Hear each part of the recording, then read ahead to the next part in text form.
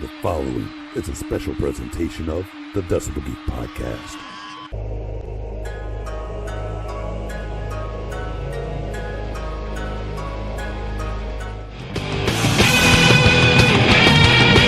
This is the Decibel Geek podcast with Chris Czynszak and Aaron Camaro. All right, let's do this. It's time right now. This is the Decibel Geek podcast. My name is Aaron Camaro, and I'm joined as always. This is always so awesome for me because I always say it every week. My kick-ass co-host and good buddy, Chris Czynszak. And I say that because it's true. Man, we got to get back out of this and start hanging out again. How are you doing on the other side of Tennessee? Not bad. How are you? I'm doing all right, just it's still weird to be in a room by myself recording the Decibel Geek podcast. Yeah, no, we haven't seen each other since March. It's got to be just about time to break all that. You're the owner of the studio, so I wait for the word to come down from you. But if you give the A-OK, then I will be much more sober on future episodes. I was going to just say that. I do kind of like it when you get totally hammered like you did last week. Maybe this is a good thing. Maybe it's good for you to drink. I mean, if we've learned anything from the guests we're going to be introducing here in a minute, it's good to drink while you podcast, right? Yeah, my liver would disagree with you, but yeah, I agree. It's definitely more fun, and I don't have to worry about driving 40 minutes each way. Right, and it's always kind of funny because the listener response is always a little better when it's like the drunker we get, the more people like it because we think we're so damn funny that somehow it actually ends up actually being funny. Yeah, unintentionally. Mm-hmm. But we got to get serious today because... That's right, we're newscasters, Chris and Aaron, bringing you the hottest stories of the day, the most important events happening in the world. You're going to find out right here today on the Decibel Geek podcast as we bring you another edition of New Noize.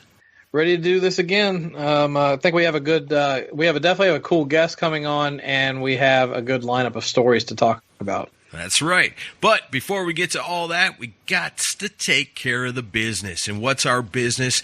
We deal in reviews. That's right. It's like money to us. It's more valuable than money to us because reviews are cool because what they do is they alert other people to what's going on here. There might be somebody out there going, man, I'm new to podcasting. I'm a big fan of good kick-ass hard rock. I got to find a podcast that's just for me. And what they do is they go to their various outlets of where they get podcasts, and they look at the reviews, and they see an awesome one like this, and they go, I got to check out the Decibel Geek podcast. This one's entitled A Great Podcast. It's an Apple Podcast review. It comes with 5 of those sweet, sweet stars. And it goes a little something like this. I look forward to your episodes every week and have had a lot of fun digging into the archives as well. My favorite so far has been the Bon Scott era of AC/DC and the Vinnie Vincent episodes. The quarantine sessions have also been very enjoyable. Really loved the Ralph Vieira and Chris Aiken episodes in particular. Speaking of Vinnie, I was truly sorry that things went sideways the way they did between him and you guys, especially after all the love and support you gave him. For what it's worth, you guys were an instrumental, if not unwilling, part in creating a textbook lesson on how not to stage a comeback if you have been a rock star standing in the shadows. Keep up the great work. Get ready for this. It's from a lady. I know, I couldn't believe it. Comes to us from Elizabeth. It's an Apple Podcast review. It's awesome. It's all right. So can we say we now have a 2% female audience? Because it wasn't 1. I think so. I know there's like 4 or 5 of them out there, but I also know there's a whole lot of rock and roll dudes that dig what we're doing here on Decibel Geek. But we love the ladies, too. Never mistake that. Very cool. And thanks so much, Elizabeth, for the review. Leave us a review on Apple. Leave it on Podchaser. We haven't gotten a Facebook recommendation in quite a while, so leave us one there. Yeah, that's the easiest one. Yeah, we love to hear you guys. So our other favorite people, the Geeks of the Week, these are people that share it on Facebook and retweeted on Twitter. Last week's Reverse Beat the Geek, where Aaron did. I think you did okay overall. It was a rough first round, though. I did okay. I mean, to go 1-1-1. I mean, you can't win them all. So I mean, if I'm going to go with a record like that, played it nice and straight, right down the middle. Won one, lost one, tied one too. So I know, pretty average. Yeah, I'm ready to go back to being the geek, though. Yeah, I'm ready to go back to be the host, too. We'll go back to our regular roles next week, or next time. Yeah. So Geeks of the Week this week are Simon Catt, Adam Cox, Jeffrey Mendenhall, Joshua Toomey, John Phillips, David Glenn, Andrew Jacobs, Rock and Ron Runyon, Decibel Geek TV, Scott Crouch, David Cathy, The Bakery Podcast, Aaron Baker, JGP Body of the Soul, Hakan Bergstad, Eladio, Chris Vickery, Keith Rockford, Daniel Passfield, Vet Halen, The Deadly Romantics, and as always, The Mooger Fooger. That's right. Those are our people, our Geeks of the Week. They went out and took last week's episode. They found it on Facebook. They shared it. They found it on Twitter. They retweeted it. And they helped us get the word out about what's going on every single week here on the Decibel Geek podcast. We appreciate them so much that we always read their names before we get to the party. And we got to do it this week. We're going to do it next week. We're going to always do it. You want to hear your name added to this prestigious list? You already know. Share it. Retweet it. Do it. Yep. And without further ado, I warned everybody this was going to happen. We have a Wadzilla on the horizon. Welcome back, Ian Wadley. Oh, yeah. Thank you. Happy to be here. Jesus Christ, that intro was longer and more drawn out than the wedding scene in The fucking Deer Hunter. Plus... I was a Geek of the Week last week, you pricks. I shared the episode. You even liked it, and I didn't even get a mention. No respect here. No respect. But the fact is, I shared the show, right. You fucking pricks. But happy to be here. How y'all doing? All right, well, before we go on, okay, for clarity's sake, because I did this on Facebook last week, and I'll do it now. If you don't share the original link I post on the Facebook fan page or the Twitter page, those are the links I put the list together from. I don't want to hear your jibber jabber. That's what I did. You weren't and listed you on there. You check your privacy settings. Well, maybe it's because I'm Blairish. I don't know. I said Rock and Ron Runyon. You guys are one and the same, right? No. One's on probation. The other one can get caught. Which is which, you decide. That's right. Fucking pricks, how you doing, man? I'm happy to be here. Decibel Geek, this is the big time. That's right, and when we're doing something like we're doing today where we're bringing the news, I'm talking about the important stuff, time to get serious. There's nobody more serious that could stand by our side and deliver the news than Ian Wadley. That's right. I'm happy to be here with my oldest friends in my podcasting history, an inspiration, and great friends. It's an honor to be here, man. Thank you. An inspiration. That's funny. You were. Hey, don't laugh just because I sucked. You were still an inspiration. Hey, quit telling people that, all right? I get that. Okay, I'll shut up. Wow, man. Oh, man. I can tell we're going to have fun with this already. All right. I mean, what do you want me to say? I listen to Rock Strikes 10. Nobody would believe that shit. Oh. I listen to you guys. Oh, come on. You knew what you were getting into when you invited me on here, God damn it. I can still react to it, though, right? Yeah. Go ahead. I love that fake, ooh. Yeah, well, no, it didn't surprise me in the least, to be honest. Shots fired. Yeah. That's what your mom said when my check bounced. Oh, see, I beat you to it. We'll start with the mama jokes. All right, so Ian, you're down in New Orleans. How are things down there? Not too bad. Missed out on a third straight hurricane, so I'm doing okay. Just sitting here drinking and lucky to have power. Most of the state's all fucked up. The whole Gulf Coast fucked up, but somehow New Orleans makes it out okay. And I couldn't help but notice you mentioned that when I posted kind of a teaser on the Diabolus and Podcastica page that some major announcements were going to be happening on your appearance here. Do you want to do that now? Yeah. I've had some surgery, and And I'm single once again. Ladies or gentlemen, it looks like Diabolus and Podcastica is no longer the show I started doing with Joshua Toomey. Josh decided it just wasn't working out. But the cool thing is we're still great friends. There's no like argument between me and Josh. It was just wasn't working out from his standpoint, and I totally get that. He's got a great thing going with Talk to Me. Great show, love it. And we decided, he was the first guy who called me when my last show ended and said, "Hey, man, let's do something."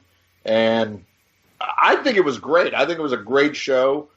But it didn't work out the way we planned, and he decided to stick with what he's doing, and I get it. I totally understand. I'm still proud of all the episodes we did, but as of right now, I'm a free agent, and I don't know. I think I'm leaning towards retirement. No. I might come out and do a guest appearance, like I'm on the Hollywood Squares circuit right now. I have nothing active going. But, I'm more than happy to be on this fantastic show. But I'm not really looking to start up a new show, and I think it might be time for me to step aside from podcasting. But, that's cool. I've had a good run. Nothing to complain about. But, happy to be here. And we may or may not do a farewell show of Diabolus. I hope we do, because we had an interview I was very excited about lined up with Blue Oyster Cult. I don't know if that could be our final episode or if we're totally done. It's not sure. The only thing I'm happy about is Toomey and I's friendship is still intact. We're great friends, which is so different from my last show that ended. But yeah, I have nothing to promote. Wow. You're a two-time podcast divorcee.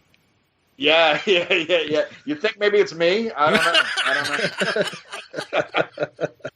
I don't. Even your fucking fan of the week's like, I like the Ralph Vieira episode. Yeah, that was not intentional. It's the only review I could find. Yeah, and it was a good episode.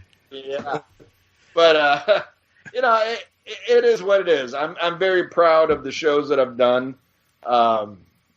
Really, I think I really, the bar was set high with the Rock and Metal Combat podcast, and I stand by everything I did with Josh on Diabolus and Podcastica. But this shit's hard. You guys know out of anybody, it takes a lot of time. It takes dedication. There's a lot of stuff that goes into doing a successful podcast, and I just don't know if I'm ready to try that again. And I don't want to just do something to do something, because the bar is set kind of high and I don't want to limbo under that motherfucker. I want to knock it down. Yeah. And I don't see that happening right now. So maybe it's just time to step aside, but I'm happy to be here with you guys. Because you guys are the stars, this episode doesn't do well, I'll blame it on you. They're the talent, Well, I propose you join Decibel Geek and we just rebrand the show 3 Kicks to the Groin. It sounds like that's about what it would be. Yeah, off mic, Camaro's going, no. God damn. You think about all the great shit that's come out of podcasting and the Rock and Pod Expos and all the friendships and stuff. And, you guys are friends for life. And, that's awesome. Even if I never podcast again, the friendships that we've built through this shit, the people we've entertained with our respective shows, that shit, you can't replace it. It's awesome. So whatever happens from here on out, it's all good. Well, we're happy to have you on today. This obviously won't be the last. I'd love to have you back. I'd love semi regularly, and I don't want you to be here too often, but once in a while. What are you trying to do? I feel like I'm getting. I feel like I'm about to get replaced on my own show. No. Hey, Ian, I really love it if you could replace Camaro, man. That'd be great. Hey, wait a minute. I'm right here. I'm listening. We're recording this. Since I tells me all the time what a prick you are, I'm worse. So he's going to keep you. Yeah. Less two evils, I suppose. It's such a. Plus, you got the fucking voice. Who can replace Aaron Camaro, for Christ's sake? Well, I was posting on Facebook this week, like Aaron and I are going through older episodes, and like we're getting specific clips out because next year's 10 years.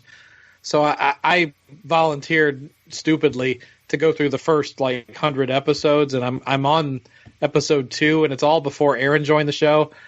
And I'm like, God damn, this show sucks without Aaron. I'm just like, God, I was so bad in the beginning. I probably still am, but I was just like, it's so cringeworthy listening to the first few episodes of this show. Yeah, but that's the catalyst, That's what really started it. I mean, without you having the balls step out on your own and give it a shot, would have never grown to the point where it would have grabbed my attention to how it became what it is. Yeah, but so that stuff's important. It's audio baby pictures. Yeah, don't beat yourself up too hard. It's still cringeworthy now. Oh, I agree. Yeah. Until Camaro starts talking. Oh, I agree. He's the one who brings the professional side to this. Yeah, right. As I alternate sips between my Bloody Mary and my Coors Light, I say, "You're right. Yes! This is Yes! professionalism." Damn, dude. And I feel so robbed that we didn't have our August get together this year. I know. It sucks. Because I tell you what, man, those rockin' pods, besides, meeting the rock stars, meeting the listeners that, that we interact with on social media and stuff. But the best part every year has been the day after, when we all get together as friends and hang out. And, there's been so many pictures online and stuff. But, I mean, that is really what it's all about, is hanging out with you guys in person.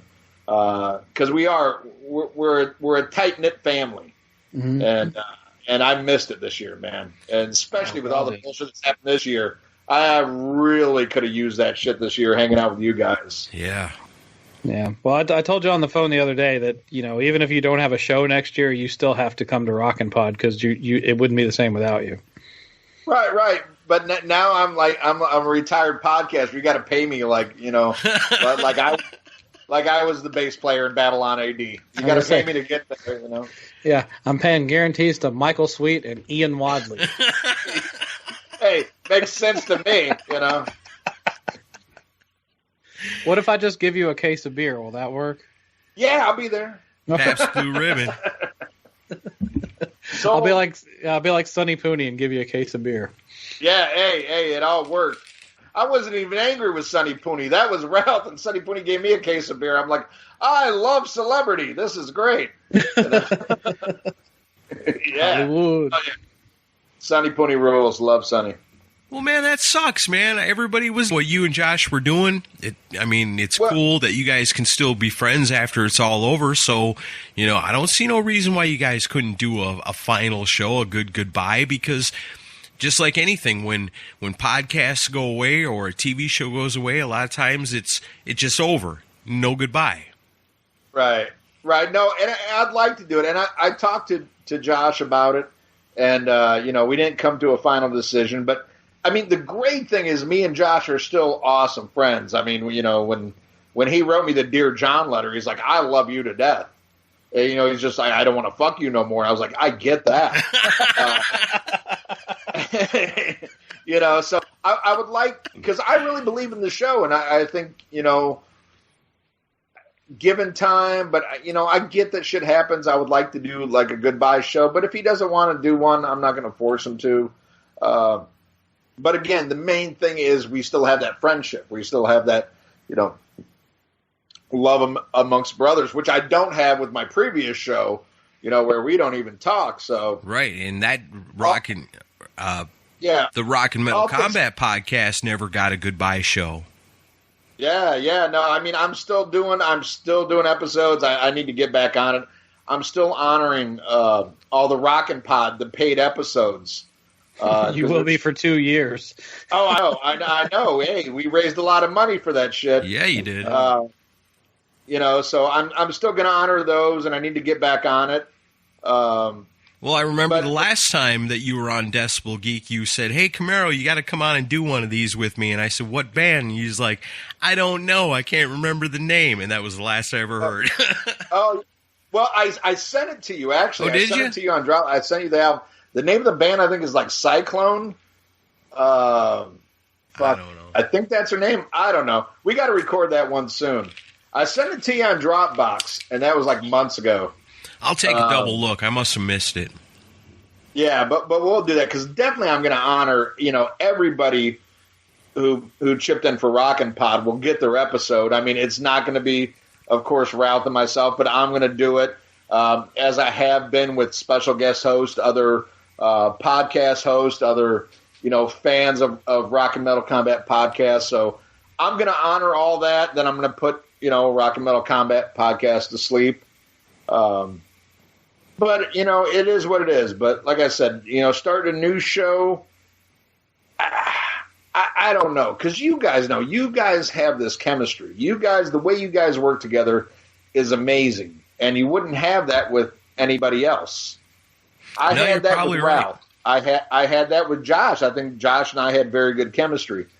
But I'm not going to do a show just to have a show, especially when I've done two shows that I believe in as much. It'd be like you guys. Like, oh, you guys get into a fight. Sinzak's not going to do a show with Andrew Jacobs. Even I wouldn't listen. You know what I mean? It's when you reach what you want to reach, why go below?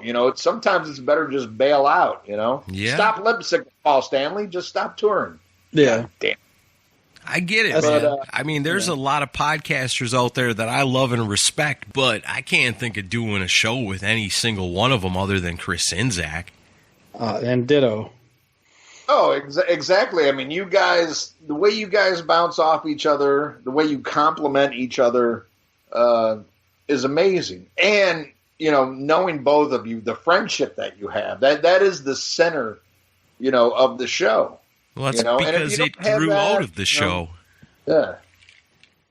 So I'm glad to show up and fuck all that up, So thanks for having me. Man, I guess, because I didn't think that was going to be the big breaking news story. I mean, the top of the show, the number one thing you talk about. I mean, that's crazy, but I sure thought the number one news story is the new Ugly Kid Joe album is finished.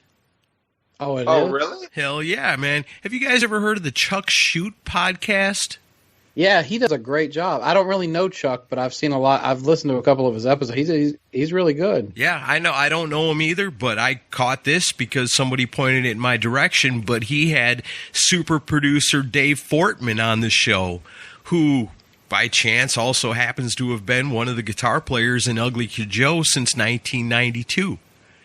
And so he was on the show talking about all kinds of different Ugly Kid Joe stuff. This Chuck Shoot, man, I haven't listened to any of the other shows. I'm going to have to. But this guy really knows his Ugly Kid Joe, and had a really great interview with Dave Fortman. And the new Ugly Kid Joe album is finished. I guess there's not a release date on it, but the title is Rad Wings of Destiny. I saw that. And I saw an interview with him where he was saying that it's going to be different than their Ugly Kid Joe albums, but it's like straight up rock and roll. Straight up rock and roll. That's the thing about Ugly Kid Joe. Every one of their albums is different than the one before it, but it's all kick-ass rock and roll.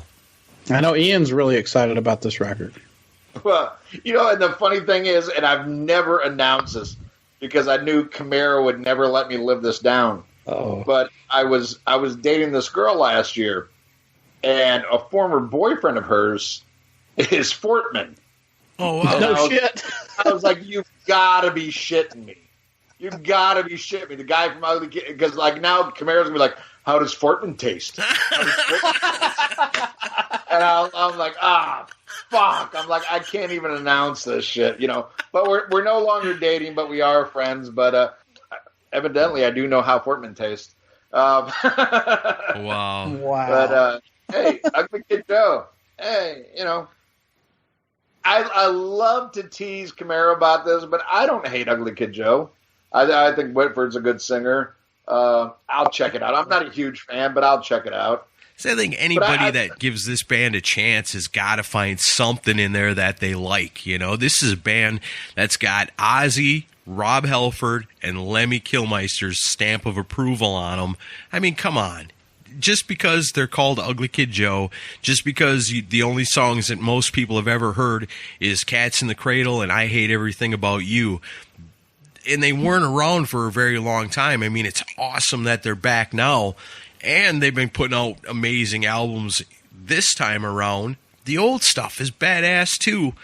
There's something in there for everybody. Anybody that likes kick-ass rock and roll, you gotta at least like some Ugly Kid Joe. Yeah. Tastes good to me. Well, they got painted into that kind of novelty act corner because, although it was funny, like, you know, Cats in the Cradle was a legit big hit. And, you know, it was kind of, and I don't blame them for releasing that because Everything About You was kind of, that was a novelty song, but so they do the Cats in the Cradle cover. But then everybody's like, well, they're just doing a cover song, so they're just a novelty band. But if you really dig into their stuff, especially that Motel California album, there's really good stuff there. You just have to get past the kind of the goofy name and everything. But was it Stairway to Hell album? The first EP when they came back. Yeah, that's really good stuff. So I'm excited to hear it. You know, and it should be pretty interesting. The last full length album, Uglier Than They Used to Be, killer the whole way through. Not a bad song on it. But yeah, so we'll see what happens. But you know, I didn't know that Ian was banging a girl that banged a member of Ugly Kid Joe. That's interesting. Yeah, I know, and I hope they keep the pun thing alive. I hope the next album is Ugly Lives Matter. You know, keep it topical. Ugly Lives Matter. So I guess the real question here is, Ian, did you earn your Rad Wings of Destiny? No, motherfucker. I'm like 46, and it's unlike Rockin' Around Runyon. I sleep with age appropriate. All you hear is the clanking of walkers hitting each other. That is actually my only hope for a new show is, you know, Rockin' Ron Runyon did hit me up. He's like, hey, let's do a show and call it Just Kidding. And I'm going to leave it at that. Just kidding. I would honestly love to hear a show of you and Rockin' Ron Runyon. Yeah, where you know, we do topical rock news. And we discuss, you know, what happened with his parole officer that week. You know? Yeah. Here's the problem with that. And I'll give everybody a little behind the scenes of the Decibel Geek podcast.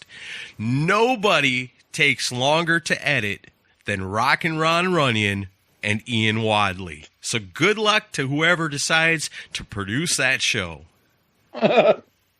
Yeah. One's because of the rambling, the other one's because of the legal ramifications. I'll leave it for you to decide. Oh, man. All right, you guys ready to get back onto the news? Yep. Yes, sir. All right, before we move on to the rest of the news, I just want to say, you know, it really does suck that the, you know, what was the name of the show? District of Columbia. Oh, yeah. The Diplodocus in History podcast. Damsel in Distresstica. The Dysplasia Hippica podcast. Right. It's a bummer that's not going to go on. I thought you guys did something really good, you know, and we're all friends with Ralph, and we're all friends with Josh, and obviously we're friends with you. You know, it's one of those things, you know, eventually the right thing will come around, you know, and you'll know when it's the real thing. So, you know, just keep your mind open and, you know, something's going to come around for you. You're too good of a podcaster. People fucking love you too much. Oh, well, I mean, I appreciate that. I mean, especially coming from, you know, people I hold in such high regard. Well, by people, I mean Aaron. You know. No, I mean, that's awesome, but, you know, I'm also cool with sitting back. But if something comes up and something strikes me, yeah, great, you know. But if not, so be it, you know. I'll come on here every once in a while and fuck with you guys and make fun of Senzak. Right on. And in the meantime, like you said, you're still doing the Rock and Metal Combat podcast with guests, and, you know, I'm coming on. I'm sure, Chris, I think you got one coming up, so... You know, you got that in the meantime, so just focus on that until, you know, the thing strikes you. You sound like a old middle-aged woman, been divorced a couple of times. You know, I'm not quite ready to get back in the game just yet, but eventually, sweetheart, you will. Yeah, I'm on podcast Karen right now. Get up. I feel threatened. I'm going to call the cops. Get off of my lawn. Ian Wadley's a cougar. On the loose. Wow. All right, what else? What kind of news we got? Let's get serious for a minute. Okay. Here. So this one struck me today. This actually came out today. The headline is, did AC/DC accidentally leak photos from the set of a new video? And it says the AC/DC fan site AC/DC Brazil has shared several photos that were purportedly, that's a hard word to say when you've been drinking, posted on the band's official homepage before being removed from the site. The pictures can be seen below appear to have been taken on the set of a new video from the reunited band with Brian Johnson, Phil Rudd, Cliff Williams, Angus, and Stevie Young. Wow. So it looks like AC/DC's got something in the works, and I've already messaged Mike Fraser, and I said, is the cat out of the bag? And he has not responded to me. Yeah, I was going to say, if something was leaked, I can guarantee it did not come from Mike Fraser. No.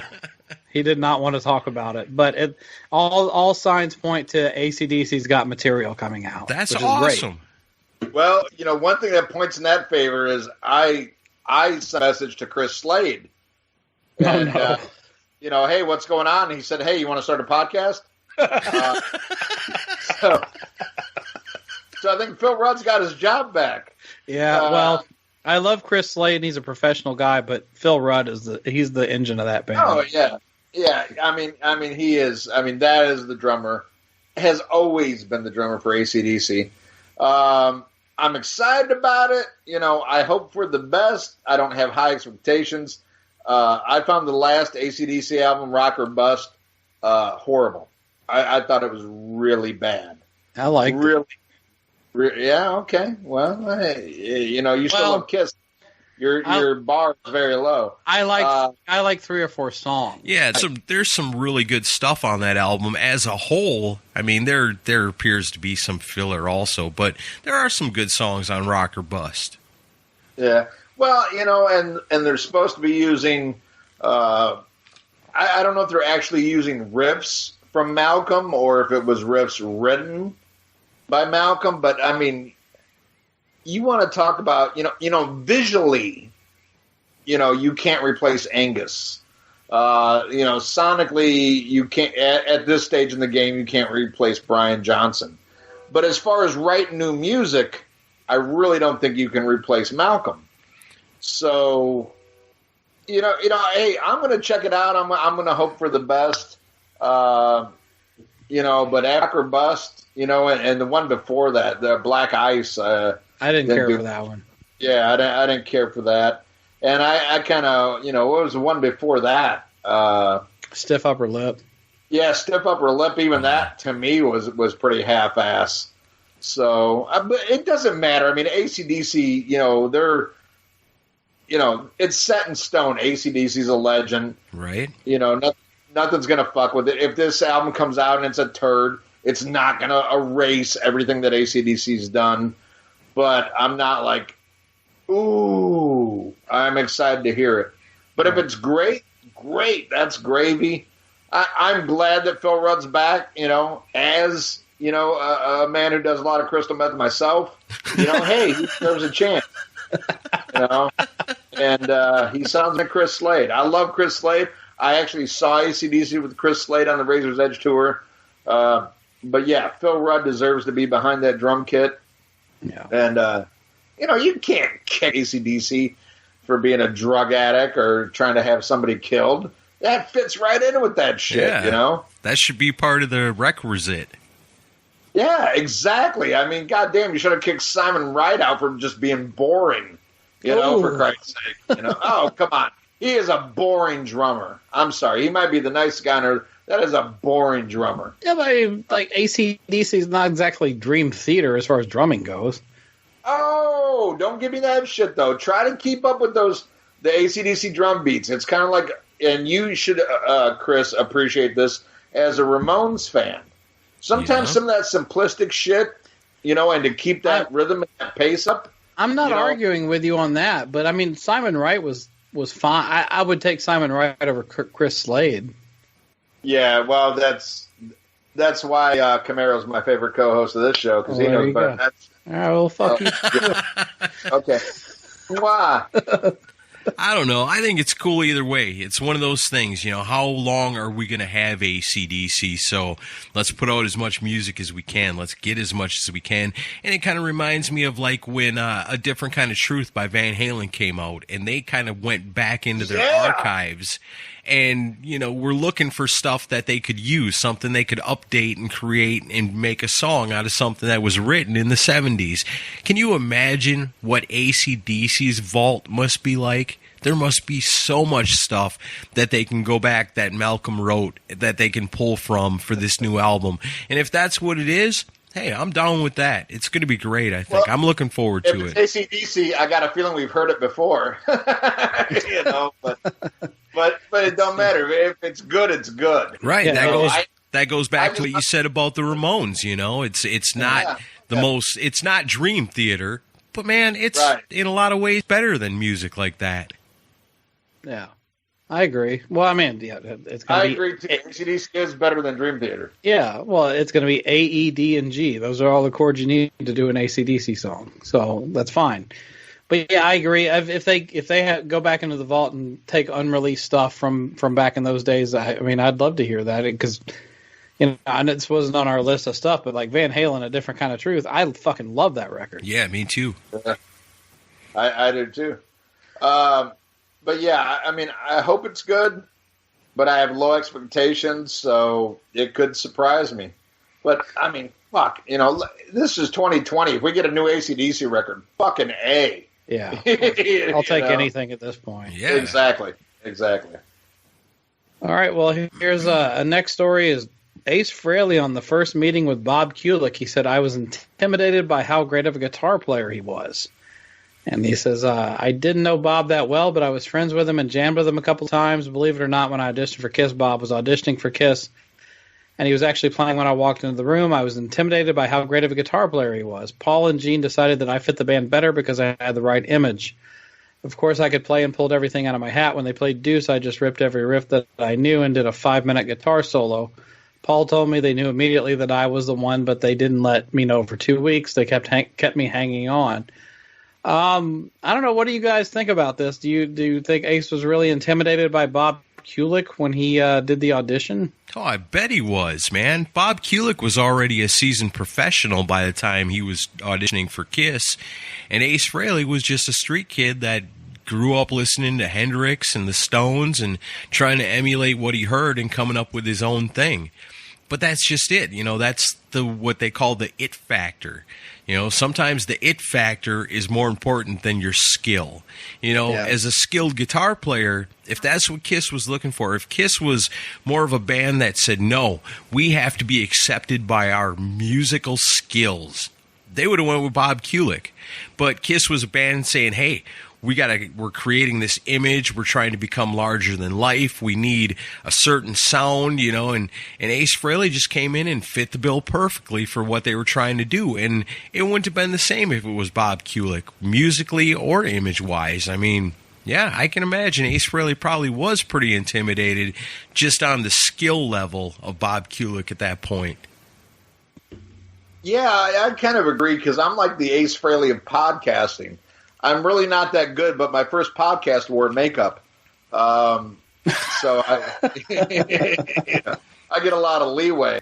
Yeah, technically, Bob was much better, but Ace had a unique sound, and he did have the look. And that's fit for Kiss. Because Kiss has always been about more than the music. Come on, everybody admit that. It's about an image, it's about this.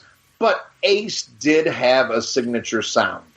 Mm-hmm. For better or for worse, he had a sound that people identified with, that worked out great. So, yeah, I could see him being intimidated by somebody who was technically more proficient. But how many people know the name of Ace Frehley and how many people know the name of Bob Kulick other than fucking Kiss fans? Right. Yeah. But I listened to Ace's new album today. Yeah, I was going to ask about that. What do you guys think of the new record? Oh man, I'm sitting here on the sofa of sin here at Casa de la Wad, and I'm sitting here with Tommy the Cat, and we're listening to, because I knew this shit was gonna get brought up, so I'm like, let me listen to fucking Origins Vol.2, and I'm looking over at Tommy the Cat, and I'm like, Tommy, would you shut the fuck up, because he's a talker, and he goes, I'm not singing. He goes, that's Ace's vocals. I was like, oh shit. Oh. I get confused because Tommy does enunciate the shit out of everything he says, much like Ace. Oh, my God. Here comes Tommy right now. Not good. Not good. Wasn't I love Ace. I love what Ace did with Kiss in the 70s. I really do. And nothing, no matter how much I bitch about Kiss and I say this and I say that, I love it. It's had an impact on my life. But, let's get honest about a solo career. Not that good. Not that. That's right, Tommy. Tommy's talking now. I just love that your cat's named Tommy. Yeah, I was going to say, in Tommy the Cat. In the distorted world of Ian Wadley, that's not actually a cat. That's the current guitar player of Kiss. It's Tommy Thayer. Telling him all these things. Ace Frehley's not that good. No. Tommy the Cat wears his own makeup. He's not a copycat like that singer. No, I mean, it's just, I'm sitting here listening to it, and I'm even looking at the time length. I'm like, okay, 47 minutes. And I already accept this is 47 minutes I'll never get back, but I'm like, fuck it. I got to listen to it because I don't want to bash it without listening to it. But I'm just like, oh, God. And then, it's Ace, so it's like, does he even play on it, or is it just him enunciating? Come on. Probably Origins Vol.2 is the last, actual recordings of Bob Kulick. It's like, oh, man. But great set list. I mean, the songs that he picked were great. It's like, God damn. Not that good. Not that good. I mean, what do you guys think of it? I mean, Camaro, of course, you named your kid Ace for Christ's sake. But you know what? I've got a cat I named after Kevin Spacey, so we all make mistakes. And also one you named after Tommy Thayer. Oh, no. Tommy Lee. This cat's got the biggest dick you've ever seen, but he can't play drums for shit. He's overrated. But I mean, what do you guys think of the new Ace album? I'm gonna let Aaron go next. Wow, man, yeah.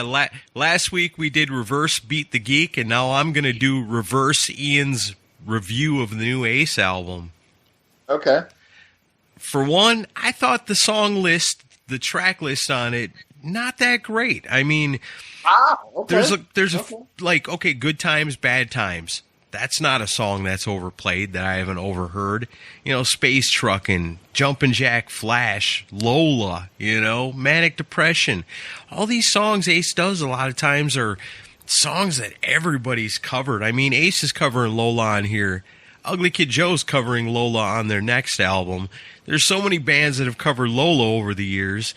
I like it when Ace digs a little deep. That's why I thought Never in My Life was really cool. I mean, The Politician, I think, is the best song on the album for sure. Oh, God, it's my least favorite. What? I hate that fucking song. What? No, I mean, I love the original song. I'm not I like the original, too. I don't like the original either, though. No. Okay. Well, then that's fucked to begin with. But I thought Robin Zander on 30 Days in the Hole, I thought that was awesome. I mean, these Origins albums basically show that, any band in history would only be better if Ace Frehley played lead guitar. But honestly, I think my favorite thing on this album is really the cover of She, and that's for personal reasons, and I know Chris is going to agree with this, because... I'll agree with you on that. I do think that was the best sounding song on there, and of course his backing band, those are amazing musicians. Yeah. You guys know we all met them at Rockin' Pod. Yeah. Great musicians. I do think that was, that sounded great, But Ace on his own, I don't know, man. I think Ace fits best when he's with Paul and Gene.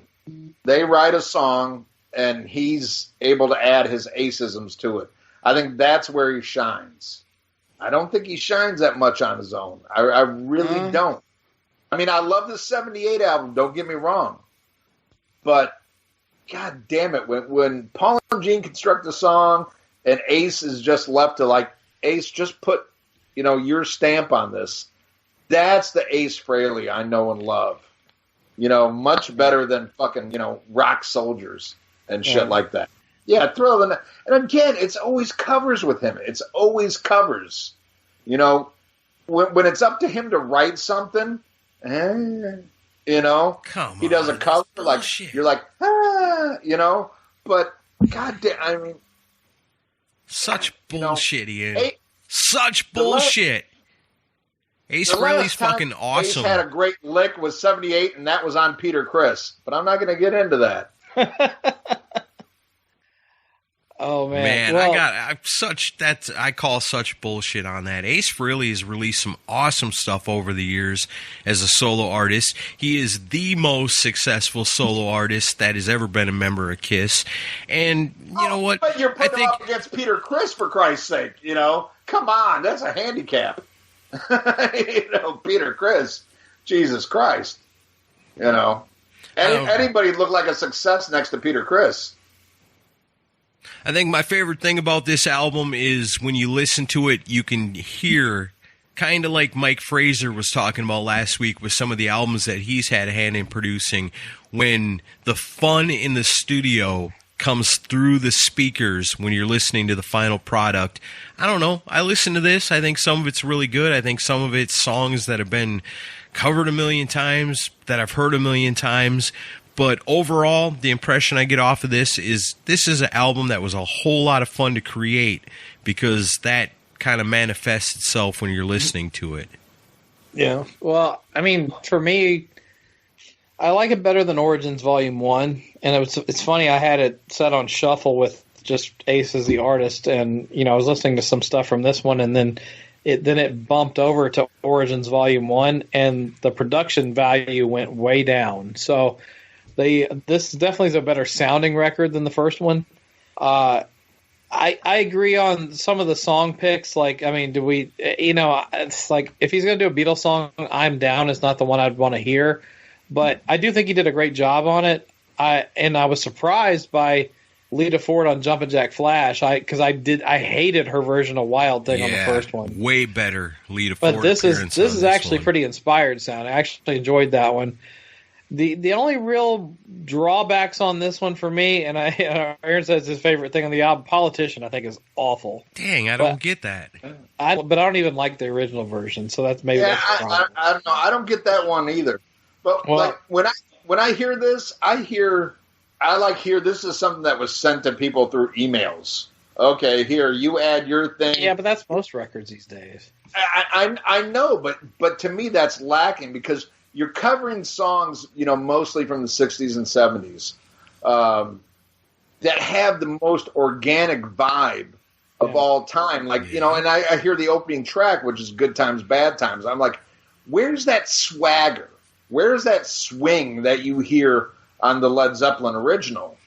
And to me, that it just sounded like somebody sent somebody an MP3 and like, okay, you add your thing, I don't feel like this is a group of musicians playing together, like feeling the groove, feeling it's like, okay, this is where I hit the hi-hat here, Yeah, no, she sounded amazing. To me, that was the best sounding one. But again, I've heard She a fucking gazillion times. If I want to hear She, I'm going to listen to fucking Dress to Kill. I think he did great. But as far as the rest of the song, it just sounds like a bunch of piecemeal kind of shit. I don't know. I mean, I'm trying not. I don't know. I'm not trying to look too deeply into it. I mean, I'm just viewing it as just a straight up covers record. So, I mean, I liked it better than the first one. I think the first 4 tracks, I mean, Good Times, Bad Times, Never in My Life, Space Truckin', I'm Down, even Jumpin' Jack Flash is good. And my favorite, and I predicted this before I even heard the record, was 30 Days in the Hole with Robin Zander singing. Yeah, so badass. You can't beat Robin Zander singing. No, but that was good. But all in all, I'd rather hear come up with something new, Ace, because he can do it. Because I think the song Space Invader Oh my God! I think that's one of the best things he's done outside of Kiss. Oh my God! Space Invader. I wasn't a fan of that album, but that song, I was like, oh my God, this is Ace Frehley. Here we go. This is fucking awesome. Oh my God, Ace. Oh my God. Oh my God. You know, but no, I think he can do it, but Ace just needs the right people around him, and the right people around him are Gene Simmons, Paul Stanley, and you know, by his taste, Peter Criss, you know. But I like it overall, though. I'm pretty happy with it. Yeah, I dig it too. But do you find it, in all honesty, is this an album that you will revisit? You know, that you're going to be like, I'm going to go out of my way to listen to this again. Probably not, but that's most. Or is this going to be an album you're going to listen to one time to review for an episode and never visit again? Because I was doing that when I was listening to it today. I was like, will I ever listen to this again? No. I you know, in all honesty, no. Well, I can tell you this. I went to Target to get my copy. I should have pre-ordered it, but I didn't. But then all of a sudden the word was, wow, it's a exclusive version at Target. So I went that day. I went on Friday to get it. And I went there, and there was like one little area that was a bunch of disarrayed bullshit of different CDs. And I didn't see Ace in there. So I found somebody, and I was like, hey, I'm looking for the new Ace Frehley CD, Target exclusive, supposed to be out today. And there was a dude over there getting help, and he was like, Ace Frehley's got a new album? And I was like, oh, man, this is cool. You know, I was like, yeah. You know, so I showed them a picture of it. This is what it's supposed to look like. They went in the back and they came out with 3 CDs, and I got one of them. But by that time, the guy was already gone. But he was like, that's cool, man. I didn't know Ace Frehley had a new CD coming out. So by the time, because the only reason I went to Target was to get the CD, and once I had it in my hand, I went right to the checkout. By the time I'm checking out, that dude is up there too. So I show it to him. I was like, check it out, dude. New Ace Frehley right here. And he's like, how many tracks are on it? And I said, 12. And he says, man, that's cool. I'm going to have to come back and get that. So I had a pretty cool experience picking it up. You know, it kind of took me back to when I was young, you know, and you'd go to the CD store on the day that something was being released and being so excited about getting in there and getting it, you know, and they throw open the gates at the mall or whatever, and you run in and you grab it, and there's other people around that are excited about it too. That's kind of what it reminded me of. I took the day off when Psycho Circus came out. I took that day off of work. Nice. I was in the Best Buy parking lot at like fucking 9 o'clock, and they didn't open up till 10. You know? So, no, I know that, and that's awesome, and I do miss that feeling. You know, I miss that feeling of, shit, I remember when you used to wait in line for concert tickets, and it was actually like, who was in line first? It wasn't like, well, I work for Citibank, so we have the first row reserved, you know?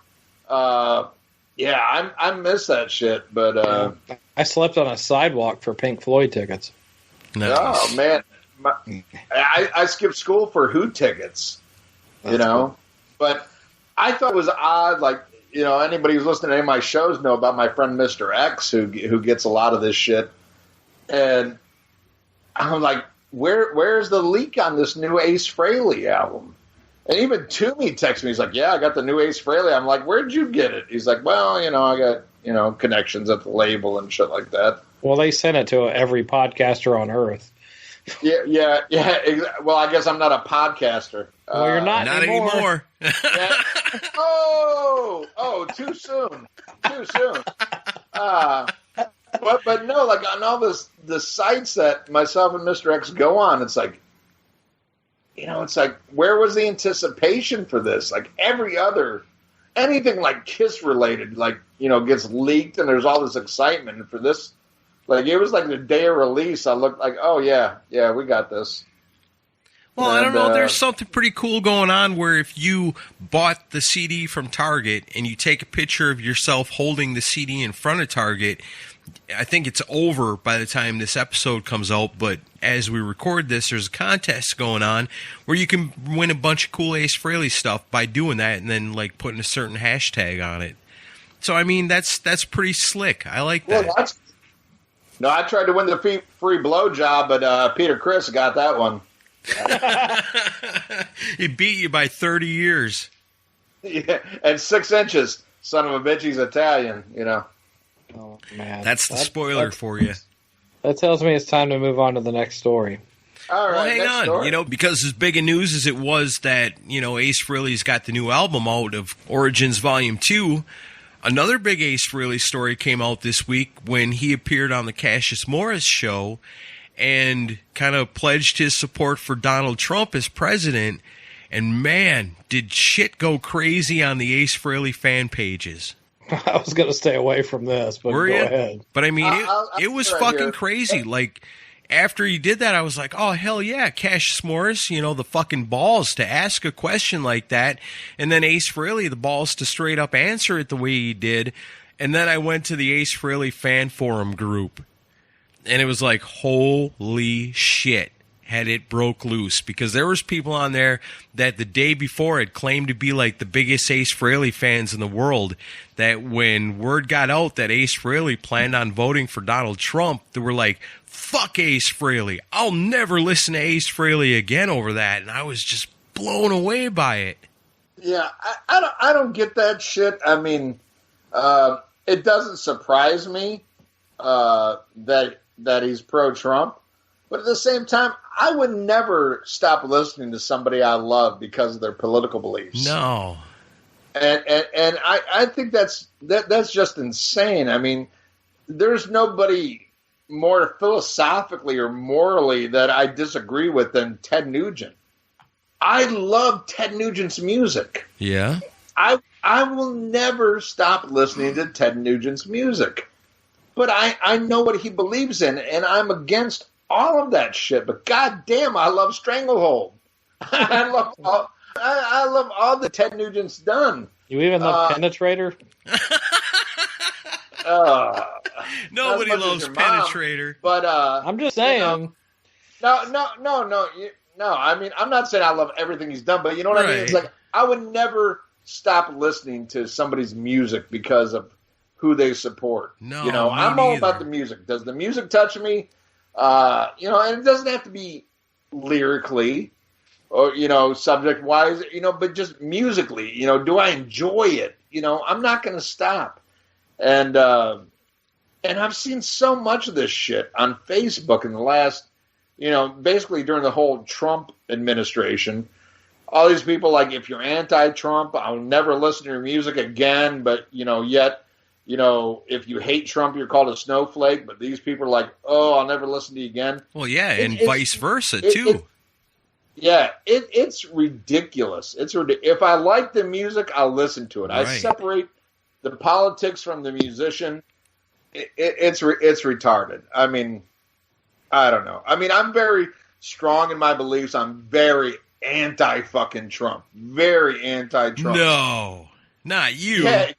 Yeah, but like I'm going to stop listening to music I love because the musician who created it disagrees with me. That's fucking crazy. Insane. Anybody else, you know, if you're, you know, I don't care. You might be as left as me, but if you disagree with another band's right-wing politics, but you like their music and you give up, like, come on.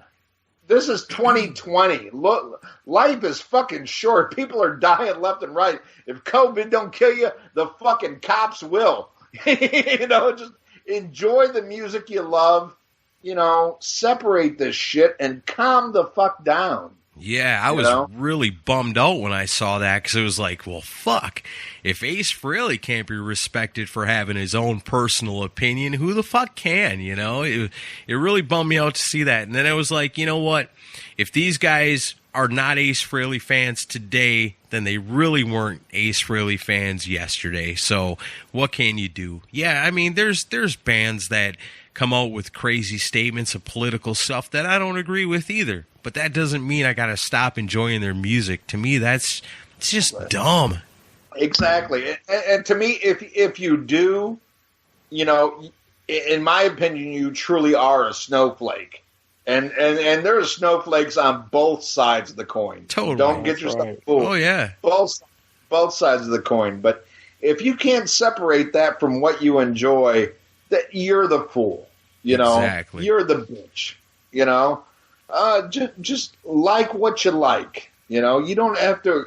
I mean, how many friends do you have in your personal life?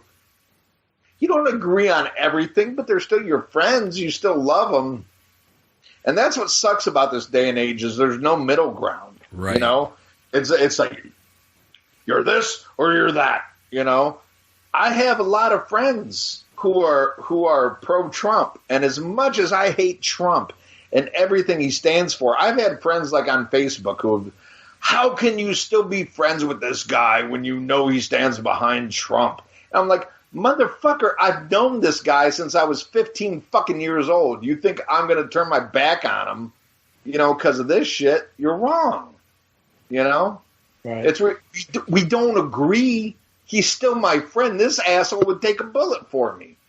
You know, who the fuck are you to tell me who I can be friends with and who I can't? It's ridiculous. You know, we all have our beliefs, you know, and don't let it interfere with music. I mean, it's 2020. Look at all the shit we're denied of. I can't even go to a fucking bar in this fucking town, you know, because they're all fucking closed. And you live above one. And I live above one. That's why this episode's so quiet. You know?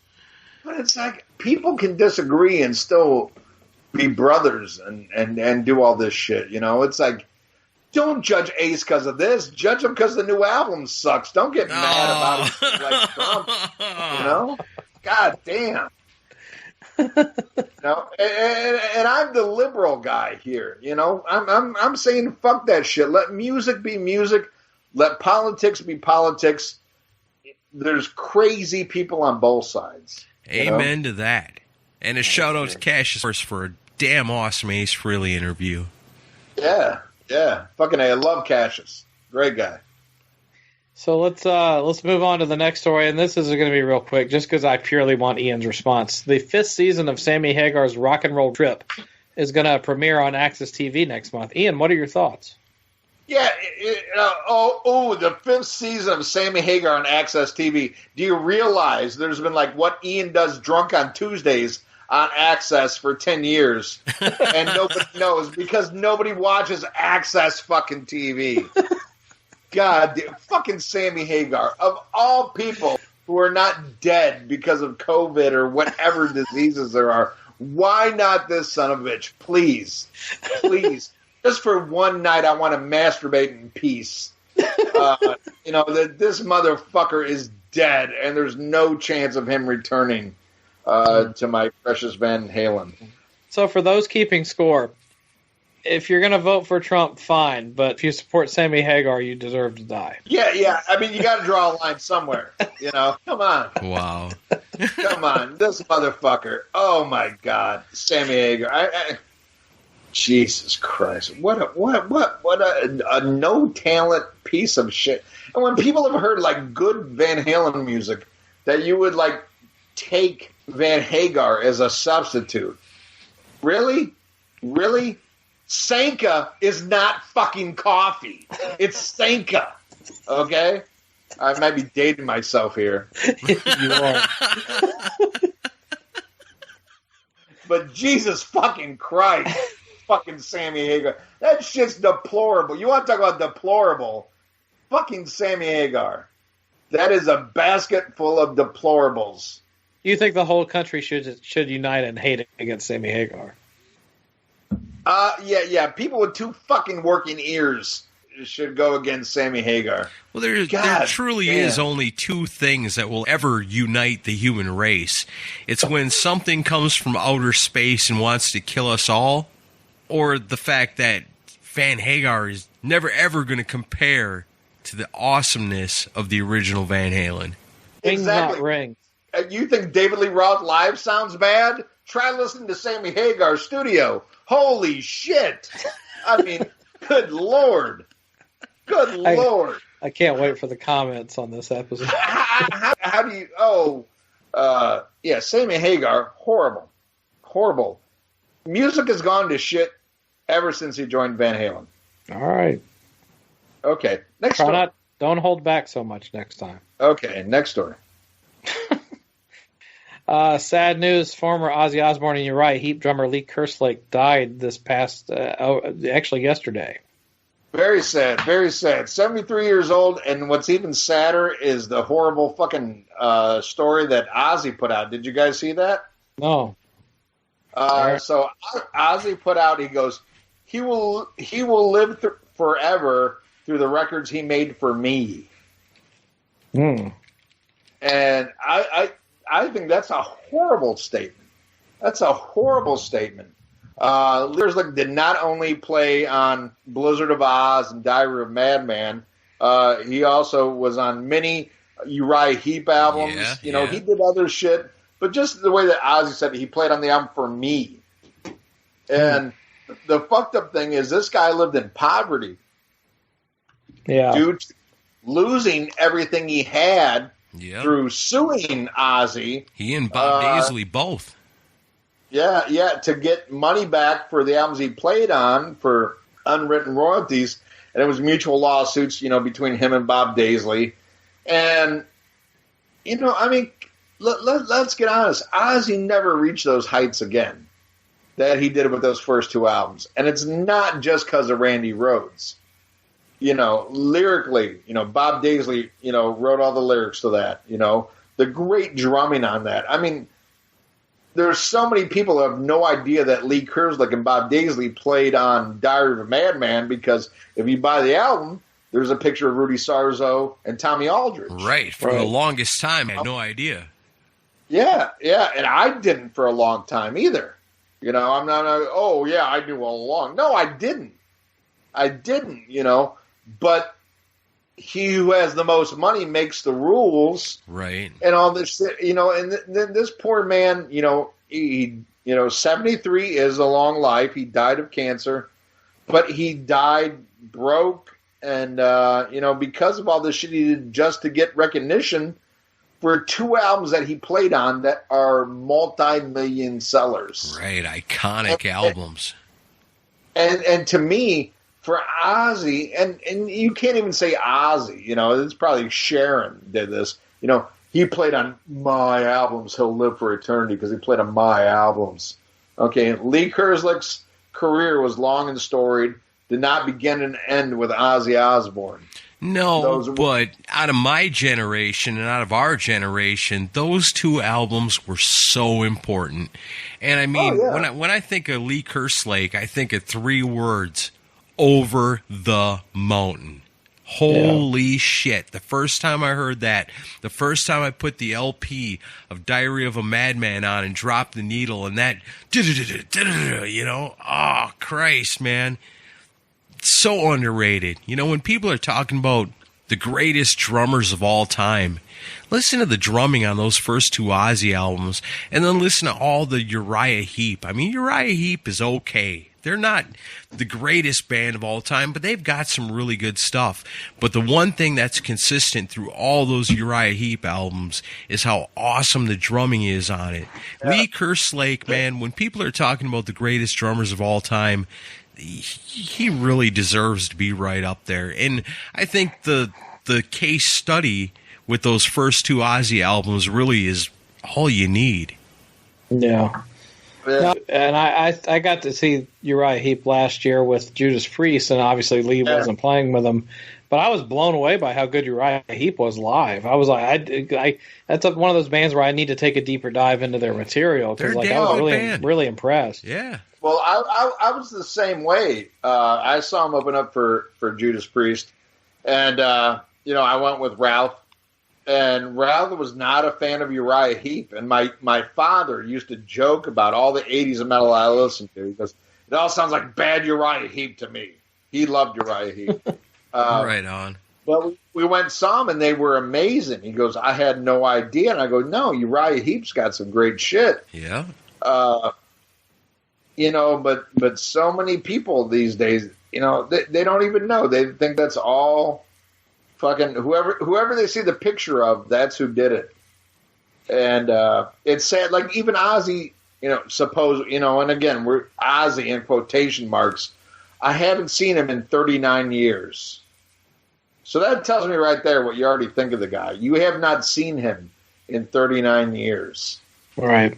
But, hey, thanks for making me look good for playing on my record. When, most people who did the history knows the band was supposed to be called Blizzard of Oz. Right, yeah. Like, going into it, that was the name of the band. It was an actual band. Right. It wasn't like a solo thing. When you got the three guys that are writing the songs, but Ozzy's the name, Ozzy's the guy he's the star power of it. But he ain't really got a hand in writing those songs. I mean, the band really did it. Randy, Bob, and Lee wrote those songs, and Ozzy Osbourne would come in and out of consciousness, I suppose, and, add what he could, but you know what? That was supposed to be a band. And I think that's where a lot of the real dislike of Sharon comes from, is because, man, Bob Daisley and Lee Kerslake got screwed on that deal big time. And I think it was either Bob or Lee that gave an interview years ago that said at that point, Randy Rhoads was going to leave the band too and say, this was supposed to be a band. We weren't just hired guns. I mean, we wrote the songs, and he was going to leave the band too. And they told him, don't be dumb, ride it out. You're going to make a name for yourself off of this, and then you can take that as far as you want it to go afterwards, but you can't leave, even though we just got fired. Yeah, no, it's sad, and, it's sad to see he lost his battle with cancer. I mean, again, 73, that's a good life. I hope all of us make it to 73. Sure. But, to trivialize the man's life, like, oh, yeah, well, at least you played on my records. It's sad, and it shows you the lack of empathy and respect that is truly held for those musicians who basically made Ozzy's career. Because without those two albums, what do you have? Right. You wrote the bass line for Perry Mason. Get the fuck out of here. If those first two Ozzy albums would have sucked, then we would not be talking about Ozzy Osbourne probably at all today. Hell no. No, I still like all the stuff that came after. I do too, but what would have came after if those first two albums would have sucked? No, they were crucial. It would have probably sunk him. He would have been done. He'd probably be dead. So let's go to the next. I'll just combine the next two stories. One thing, Ozzy says he hopes to be back on tour in 2022. Which I think is insane. Great. And then Tony Iommi recently celebrated the 50th anniversary of Paranoid. What do you think of Ozzy going back on tour in 2022? And what do you think of the Paranoid album being 50 years old? I'll take this real quick. Ozzy in 2022, stop. Yeah. He's not that good live anymore. I mean, did you see those pictures that came out a couple of weeks ago? Oh yeah, with him with the gray hair. He doesn't look great. Oh, really? I thought he looked really cool. That doesn't bother me. I mean, for Ozzy's age, he's not a fucking teenager. I'm not saying that he should look that way. I'm just saying it's time to let it go.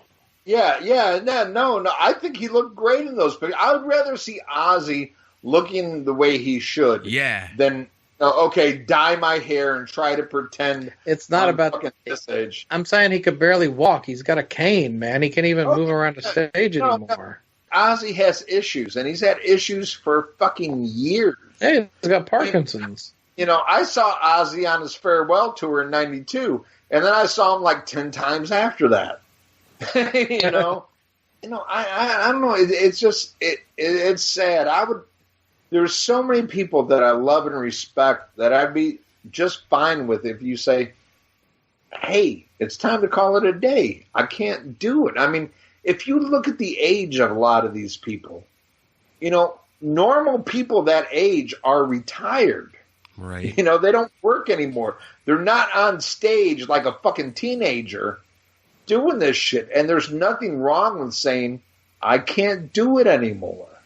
Well, there's two problems with that, though. One is the artist, which is truly in the word the artist. It's not a job to them. It's what they love to create. They don't want to stop. And two, when you're talking about artists like Ozzy and Kiss and Motley Crue and these But there's so many bands that are legends that are still around because unlike the old days, nobody new is stepping up to take their place in rock and roll. So what happens once Ozzy is gone? What happens once Kiss is finally gone? What happens when the day comes when Metallica is no more? Guns N' Roses, all these iconic bands. Who in rock and roll is stepping up to take their places? If nobody is, then they have to stay because there is nobody there to pass the torch to. I get what you say about, like, who's going to step up, but at the same time, I mean, look at Ozzy. Look at Ozzy's last album. Was pretty much written, produced, and recorded, all done by Andrew Watt. This isn't Ozzy like, I have this artistic integrity I have to get out of my system. It's more like Sharon's like, I need a flow of cash. Okay, so they hire somebody who is like, oh, he's in the current sector of music, and teenagers will buy his music because Andrew Watt, as much as I think Andrew Watt did great. I mean, you listen to California Breed album he did with Glenn Hughes is amazing. But unfortunately, he's more known for what he did with, what's the white kid with all the fucking tattoos all over his face? Post Malone, okay. So this kid is all, he's in the media for Post Malone. Get this kid, fuck. We got Zakk Wylde back, but fuck him for doing a record. We'll get the Post Malone kid who has the pulse on what the teenagers like. Right. Which, I mean, think about it. No kids today are like, ooh, I'm waiting for the new Ozzy record. It's us old motherfuckers who want the new Ozzy record. Right. But they're catering to this audience that doesn't care about Ozzy. And it was so funny when they released this, this song. I think it was a Post Malone song that Ozzy did, like, guest vocals on. Right. Yeah. And all these people are like, oh, I don't know who Ozzy is, but Post Malone's going to blow him up, and all this shit. It's like, that's not going to translate into Ozzy fucking solo sales. So Ozzy's not out there because he has this music he feels he has to get out that is like, oh, this is quintessential. This is paying the bill shit. And paying the bill shit sucks. Paying the bill shit is fucking Psycho Circus. Is shit like, this ain't music from the heart. This is, I gotta pay rent, motherfucker. And I'd rather have nothing than some pay the rent fucking music. and that last Ozzy album was fucking horrible. And I listened to it all the way through to give an objective review. It was horrible. And look at the backing band. It's like Duff McKagan, Chad Smith. I think it was absolutely irrehensible. It sounded so piecemeal. Like, you send in this through your attorney, I'll send in that. Nothing sounded like viable. I thought it was horrible. I thought it was absolutely horrible. But then again, hey, I haven't liked the fucking Ozzy album all the way through since fucking Ultimate Sin, so maybe I'm the bad guy to ask. But I thought Ordinary Man was fucking terrible. Terrible. And a cash cow at that. Oh, it definitely wasn't the greatest thing he ever did, but it wasn't all bad. It grew on me over time. Yeah, that's what your mom said about the crabs I gave her. So I knew I was setting you up for something with that, so that's why I said you knew. Yeah. You knew. All right, next story. I got one for you guys. How about this? Let's take a look at a couple of albums that just came out recently, and let's take a look at some of the albums we're expecting to come for the rest of the year, and just give me your feedback on them. So on September 4th, we got releases from Stryper and Marilyn Manson. Have you guys got thoughts on either one of those albums? I actually like both of them. Okay. The Stryper one, I can't give you an honest answer. I don't listen to that shit. The Marilyn Manson, I was anticipating it, but I was nervous about it because of this, the new thing with Shooter Jennings. The new Marilyn Manson totally let me down. I thought it was horrible. I thought it was better than the last one. I'm a huge Manson fan, and I was very let down. And there's only, since I've become a Marilyn Manson fan, this is only one of 2 albums where, like right out the gate, I didn't get it. I didn't understand it. I didn't like Born Villain when I first heard it. I grew to like it, but it's still my least favorite until I heard this new one. Oh, my God. The new one. And then I heard this single. That sounds like some fucking Breaking Benjamin. This is some mall metal, like wham wham fucking bullshit. It's not my Marilyn Manson. Yeah. Very loud. The whole album, I was like, I was hoping for like, okay, I'm Marilyn Manson. I'm in my 50s now, and nobody gives a shit about me. So let me use that anger to my advantage. Yeah. I would love a mix between Antichrist and fucking Mechanical Animals, which are, my 2 favorite fucking Manson albums. Give me something, but give me some fucking anger. But this new Manson album is just like, so disappointed. For me, I think, man, again, I say it every single time, but Stryper is still putting out the best music of their career. It seems like every album they come out with is a little bit better than the last one, especially here in these last, I guess, 10 years. They've really stepped it up. And I think even The Devil Believes might be the best thing that Stryper's ever done. This is a fucking awesome album. And I hate to swear when I'm talking about Stryper, but I can't help it. Because it's really, really awesome. As far as Marilyn Manson goes, I gave it a chance. I checked it out one time. I don't know. The last good Marilyn Manson album was the Hollywood album, I think. Oh, I love that one. But everything since then has been just too artsy, and I thought, well, he's teaming up with Shooter Jennings. Shooter Jennings is like a country dude that has a little distortion in his riffs. Maybe there's something there. Me, I'm waiting for the next Mechanical Animals album, but this ain't it.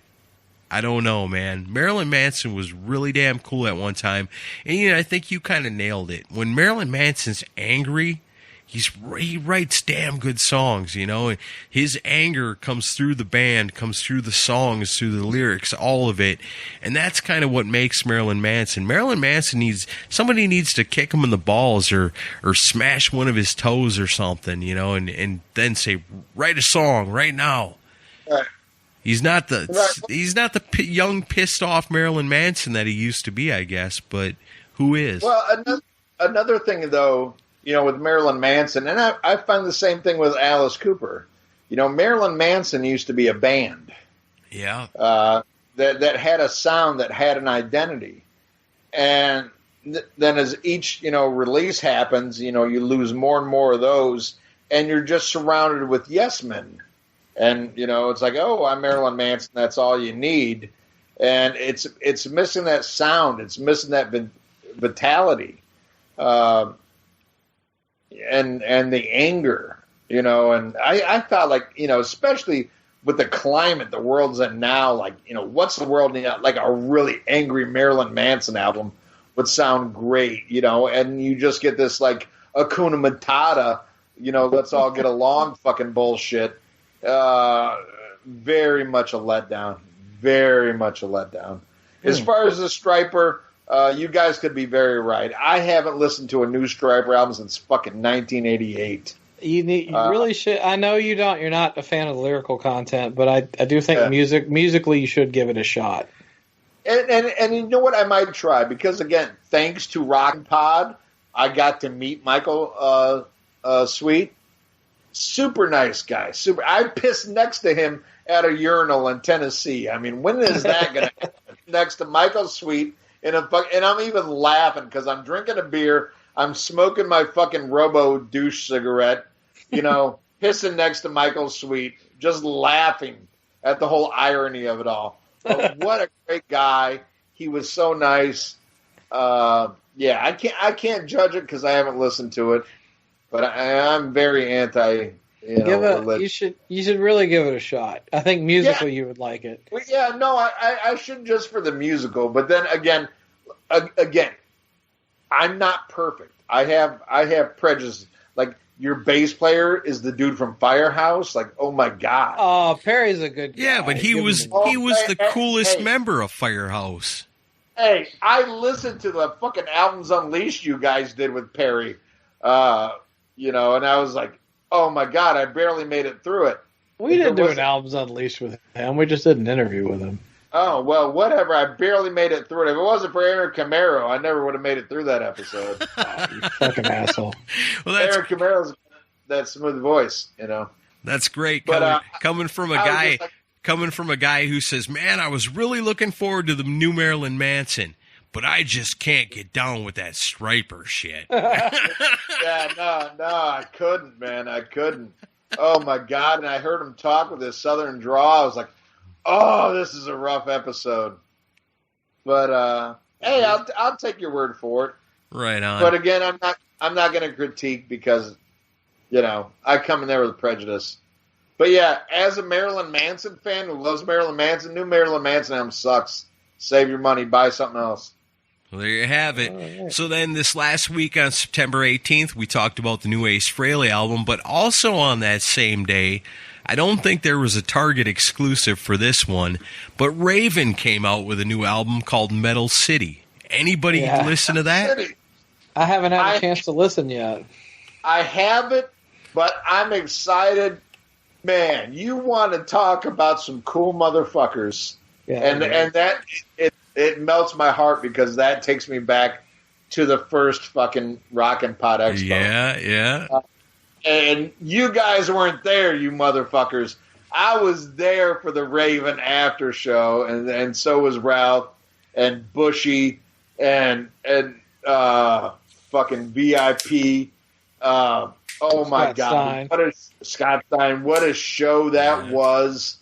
Those guys were so awesome. The pictures I have with those guys hanging out with them, and I know this is like I'm romanticizing. I don't know. The new album might suck. I don't know, but all I know is that night in Nashville when they played, holy shit, was that good!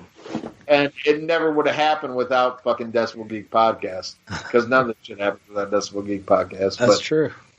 Oh my God, what a night! And Raven, they were just so cool. We hung out with them. The pictures, the drinking. I mean, I sat there, got drunk with Raven. How fucking awesome is that? So awesome. I remember I didn't even really get to talk to him much at the expo, but they came by, and of course Michael Wagner was so super hyped to see them because he worked with them in the early days, and I'm like walking by trying to figure out what was the next thing I had to do, and Michael grabs me by the arm and he goes, "Chris, you have to stop and meet Raven real fast." And I'm like, "Hey, how you doing?" And then I had to leave. But I was like, where else am I going to have Michael Wagner introducing me to the guys from Raven? It was just so cool. Yeah, that was the same thing for me. I was walking around and Michael was like, "Hey, check it out. Raven's here." And I was like, "Raven?" And I look at my little sheet and I was like, "Raven's not supposed to be here." Well, they were a last-minute addition. Oh, so cool. Because Grimy, who owns Basement and Basement East, he was like, "Hey, Raven's coming to town," and I'm like, "Well, can we co-promote?" And I'm like, "Can I get them to come to the expo?" And he's like, "Yeah, sure, if you help promote the show." And that was how we worked it out. But I was like, "Fuck yeah, Raven's in town. Come on out and hang out at the expo." And Michael was just overjoyed to see them. So cool.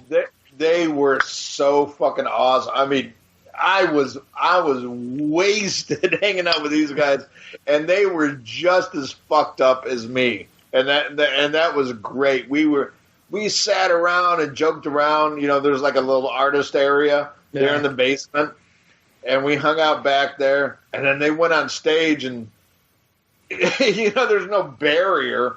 You're right there in front of them. So Ralph and I are just like, going fucking nuts, singing these Raven classics. And man, I mean, that's just one of those moments that, again, you would not have without Decibel Geek podcast, because you would not have the Rockin' Pod without Decibel Geek Rock. That's cool. God damn it. So I'm drunk. I love you guys. We love you too. Awesome. Okay, so then in October, there's release dates for the following albums, and these ones are pretty important. The Ellefson No Covers album is supposed to be coming out in October. Got it today. Oh, you already got it. Yeah, I was a donor to the GoFundMe. Oh, nice. Yep. And your thoughts? I haven't listened to it yet. Oh, okay. Well, I know what I've heard already has been pretty awesome, so I'm looking forward to that. What they've released so far has been great. All right, Blue Oyster Cult is releasing their first album in God knows how long. How long? Since 98. Wow. Yeah, the new one's called The Symbol Remains. Blue Oyster Cult is back. Yes. Are you guys fans of Blue Oyster Cult? I am a huge fan of Blue Oyster Cult. I have the logo tattooed on my body. I thought that was a Vinnie Vincent tattoo. Yeah, no, it's a different onk. Oh, yeah. No, that is a band I hope to interview. I don't know if it's going to work out because of the demise of my last podcast. Because Toomey was the one with the actual connections? Yeah. Toomey's got all the fucking connections. Toomey knows everybody. Toomey broke up with me, but I'm hoping he passes on my email to Blue Oyster Cult. Yeah. I mean, Toomey basically said, hey, I'm going to fuck other people, but I'm still going to fuck you too. And then he said, out of a podcast. But who knows what'll happen.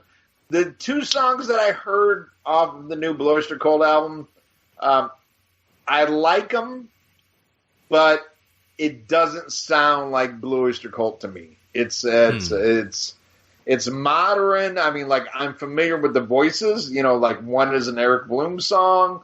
You know, one is a Buck Dharma song. I get that out of it.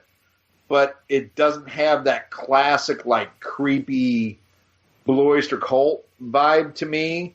But I would love to hear the whole album. And I hope to get to interview them, so I can tell them Yo Mama jokes. But you never know what'll happen. I'm excited about that one, but the bar is set low.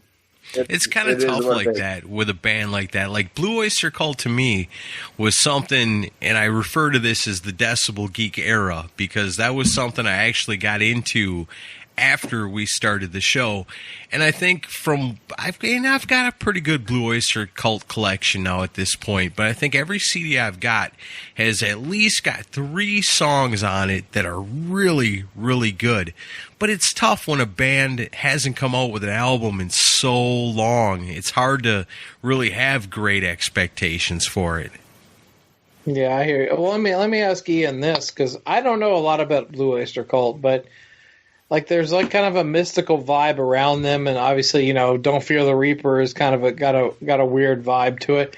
Were they like I'm not going to say satanic, but were they trying to kind of give off an evil vibe in the early days? If you listen to some of the lyrics, or like the Agents of Fortune album, it's a little bit more than the mainstream rock stuff that was coming out at the time. Were they trying to go for that vibe?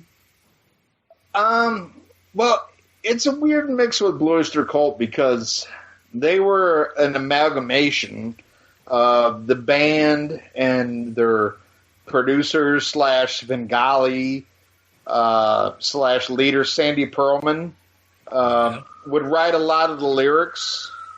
They had their own groove going on, but management had a lot to do with, the direction they were going and what they were doing.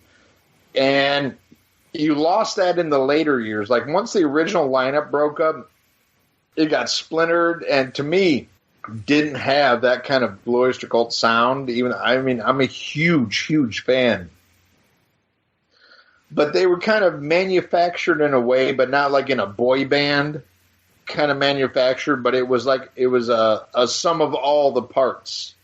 Their manager, their producer, everybody had a hand in what they were doing and the direction they went into, at least in the 70s and early 80s.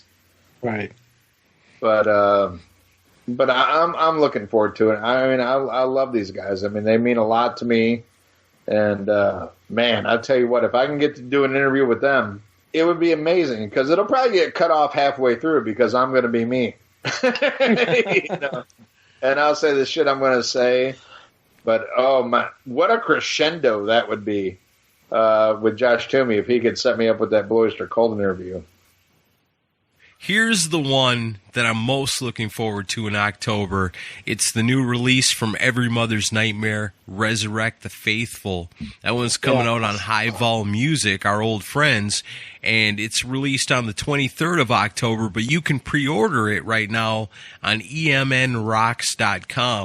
And you know what? Every Mother's Nightmare, I talked about like the Decibel Geek era. I wasn't really into that band. They just never came across my radar when I was younger.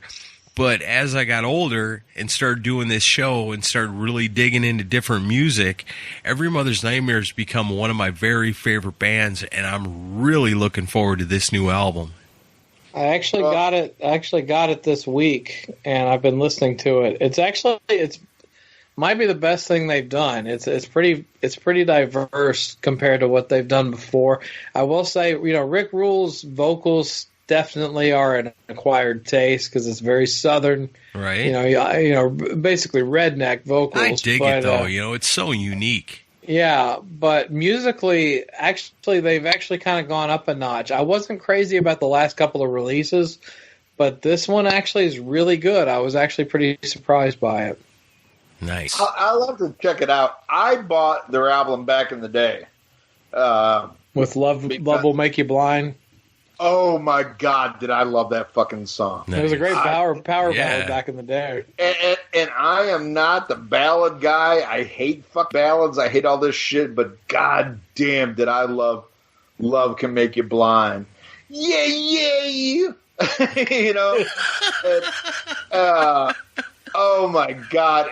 But when I bought the CD, I was like, this is some of the worst shit I've ever heard. I mean, it was a really bad album.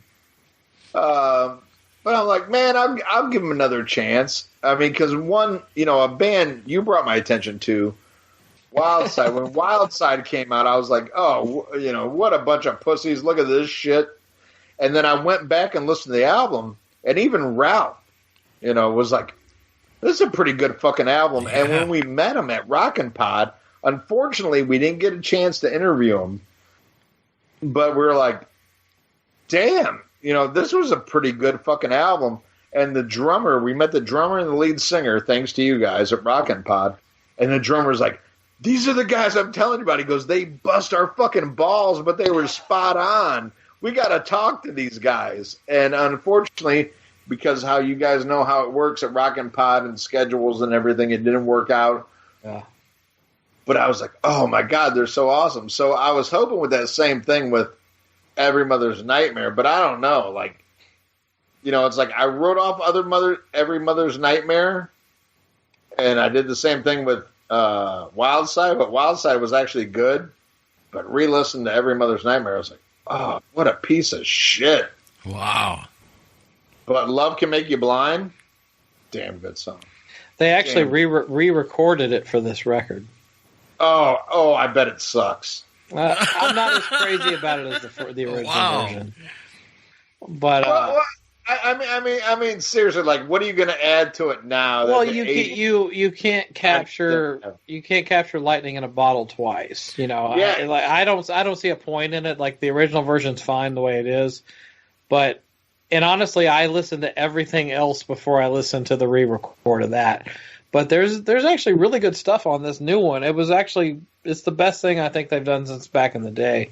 So I actually provided a quote for their press release. So nice. I was happy for that. But yeah, it's actually really I like Every Mother's Nightmare. I liked them back in the day. I liked the last album they came out with, and I'm really looking forward to this one too. So screw you guys. Well, I got to see them. I got to see them rehearse in Bellevue, Tennessee, when I was in junior high school. They came up to Bellevue to rehearse for a show they were playing in Nashville, and I hung out in a house in a basement and watched them rehearse. They probably don't remember that, but I do. Nice, that's awesome. What you gonna say? Oh man. So there you go. Every Mother's Nightmare's got new music coming out. Is anybody looking forward to the new Tommy Lee album? No. Good God, no. No. Oh, my God. Have you heard what's been released so far? You know, I really love Tommy Lee and Motley Crue. I really do. You know, Really? awesome drummer. Why don't he just stop the rap stuff and maybe just do an instrumental drum album? I think I'd be more excited about that. He's trying to be popular, and that's why he's doing this shit that he's doing now. Well, Tommy Lee's always done that. Methods of Mayhem, all that. It all sucked. Yep. This is worse than Methods of Mayhem. Hard to imagine. Here's But some. he's got 12-inch cock, so I'll give him credit for that. Yeah, I don't know what more I could add to his 12-inch cock, but his musical ability is fucking horrible. And I've said this time and time again. I really don't think he's that good a fucking drummer. You know, I think he is, he has a personality, like Keith Moon. You know, like Keith Moon, you know, you're known for being the wild man. You're known for doing this. Is it a case of the it factor overplaying skills again? Yeah. I don't think his skills are that fucking great. I mean, you listen to, you know, like try to compare Tommy Lee to a fucking, you know, a John Bonham or a Neil Peart or, you know, anything like that. He doesn't have that. But what he has is a charisma. He has a larger than life, you know, like his charisma is like his cock. Like larger than life, larger than most people. Like people know him for that, you know. He's this tall, skinny guy with a huge cock that could drive a boat.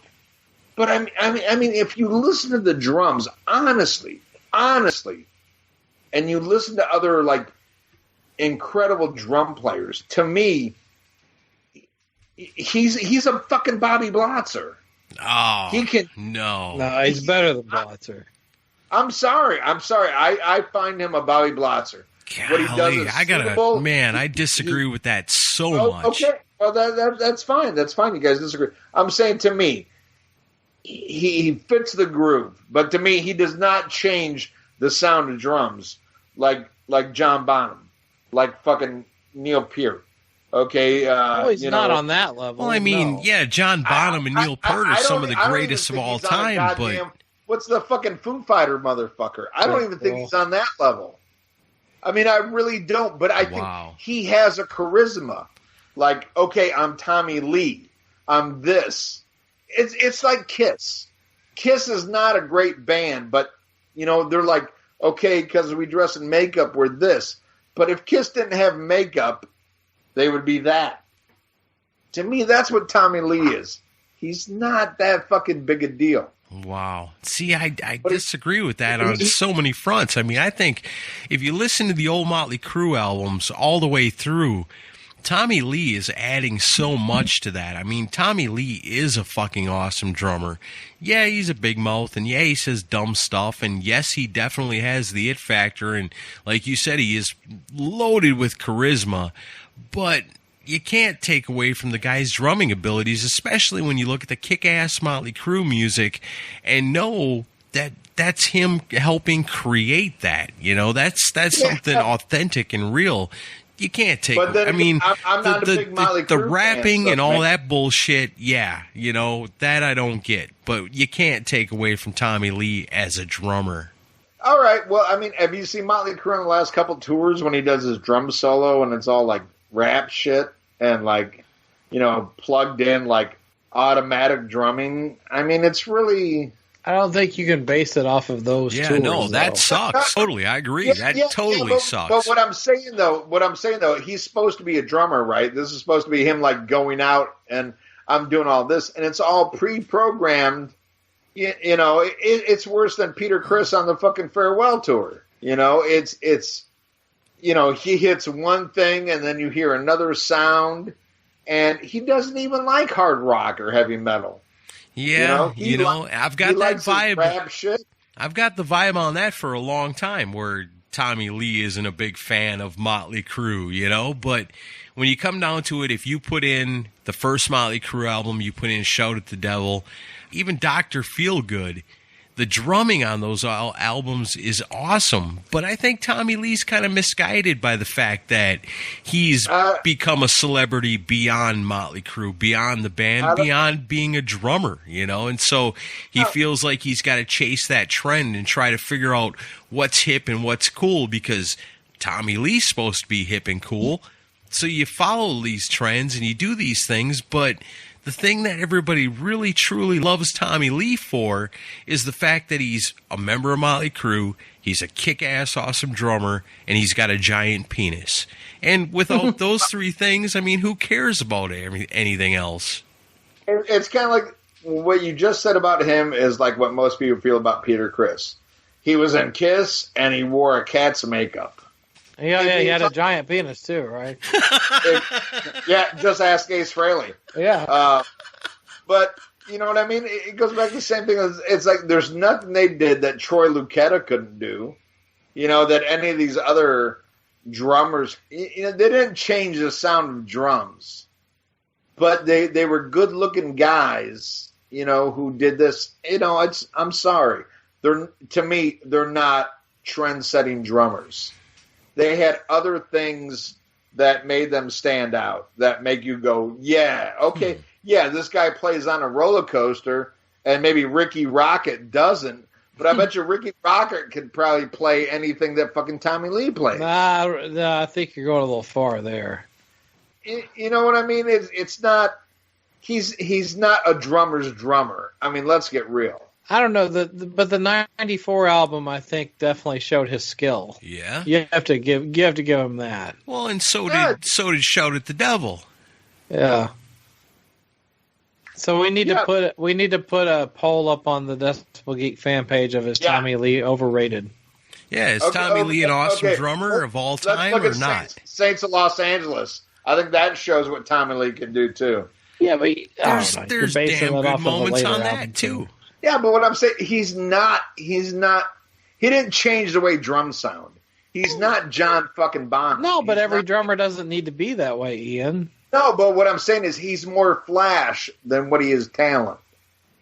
I don't know about that. And really, you can't agree with me. I mean, there's so many like other. You telling me Tommy Lee's better than Eric Carr? Eric Carr was solid as fuck. Okay, but Eric Carr wasn't all flash the same way fucking Tommy Lee. Tommy Lee is all flash. It's all like, yeah. It's like me. I'm not a good podcaster, but I'll throw in a good fucking mom and dick joke here to throw you off, to make you think I'm better than what I am. Well, when you put it that way, I guess I do kind of understand. Thank you. You're the Tommy Lee of podcasting. Yeah, I'm sorry. Even Fred Curry, who's not even good enough to be on a Cinderella album, is a solid drummer. And I'm not saying Tommy Lee's not a solid drummer. I'm just saying he's overrated because of who he is. Wow. Interesting. You know?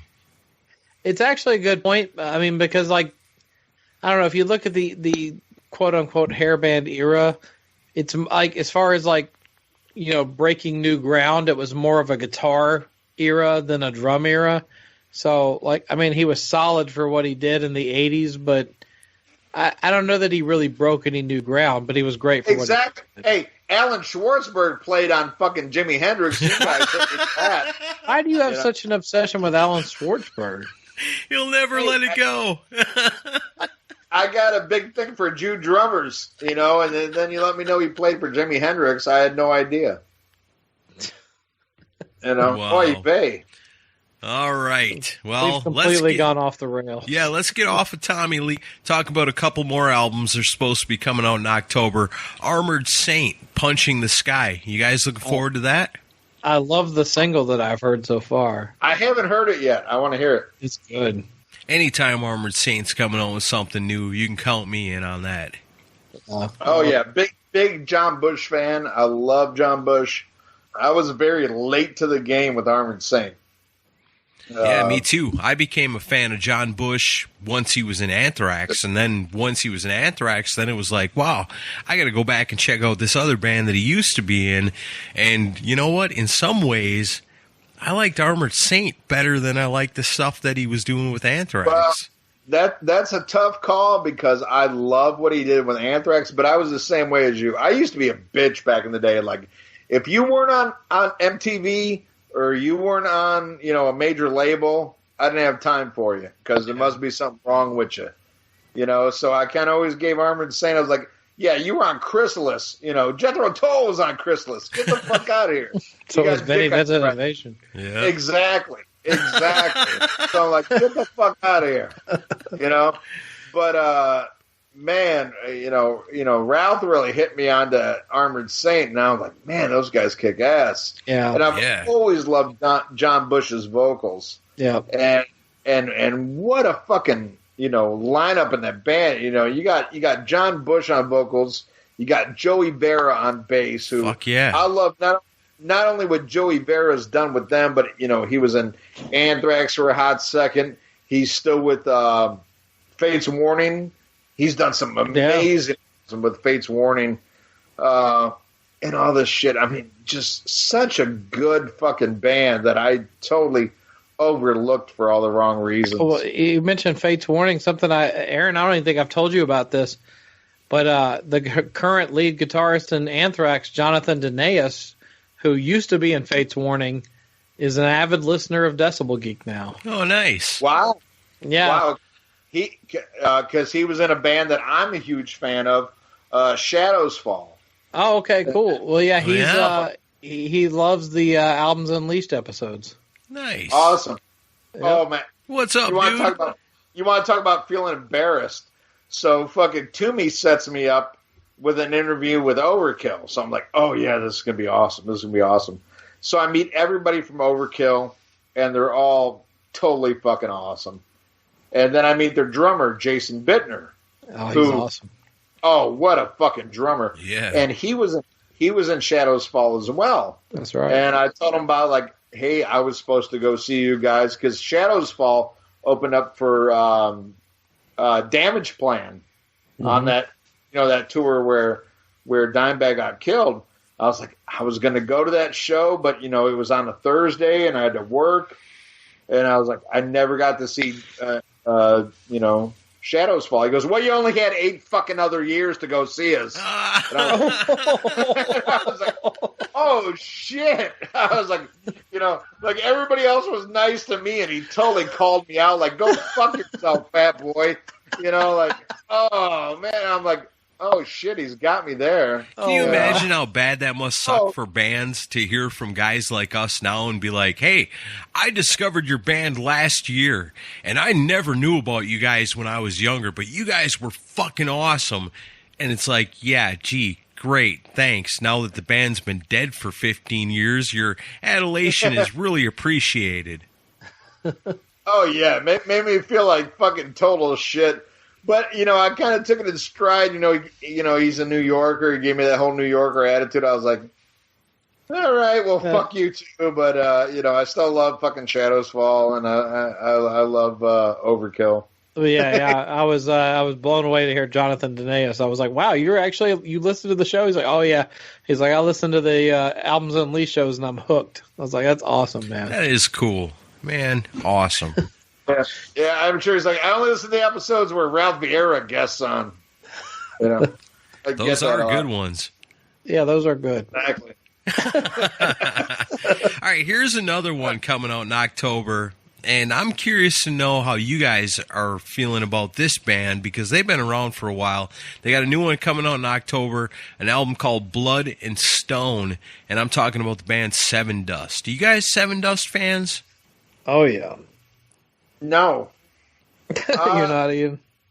Well, I shouldn't say no. Is like, I don't hate Sevendust. Don't hate them at all. They had a couple songs back in the day, on the radio, that I was like, okay, that's a good song, but I never had one like, okay, I'm a Sevendust guy. All right.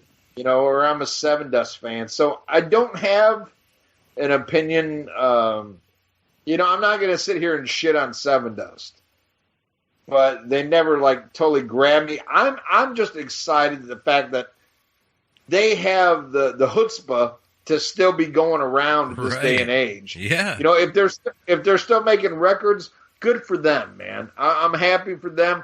I'm not hating on them. What I heard from them was nothing that made me like, okay, you're Sammy Hagar bullshit. No, they were good for what they were. It wasn't my bag, but the fact that it's fucking 2020 and they're still going at it, good for them.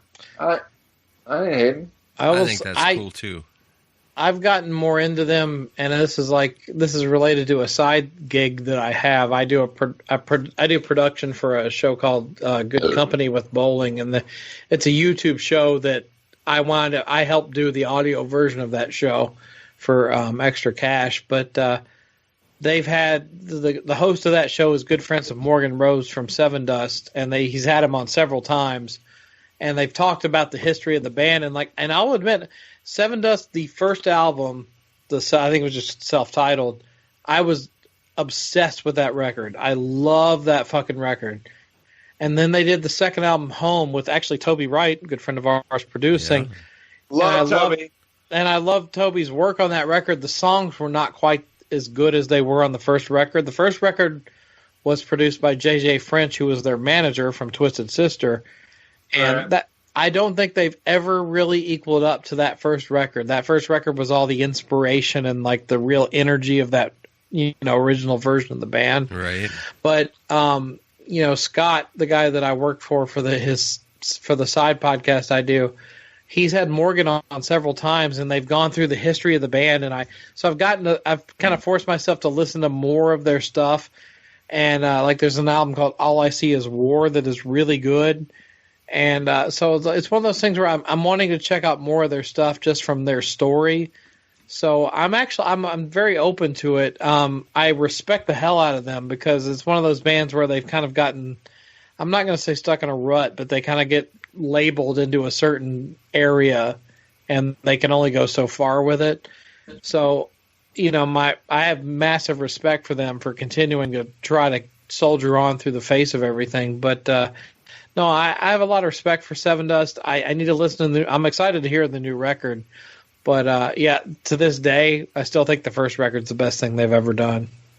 Yeah, I've always been a good fan of Sevendust myself. I remember seeing them play a show in central Wisconsin years ago, and there wasn't a lot of people there, but it was a pretty big deal, and they just killed it. It was like they were playing to Madison Square Garden, even though they were playing a little hockey arena in a small town in the middle of Wisconsin.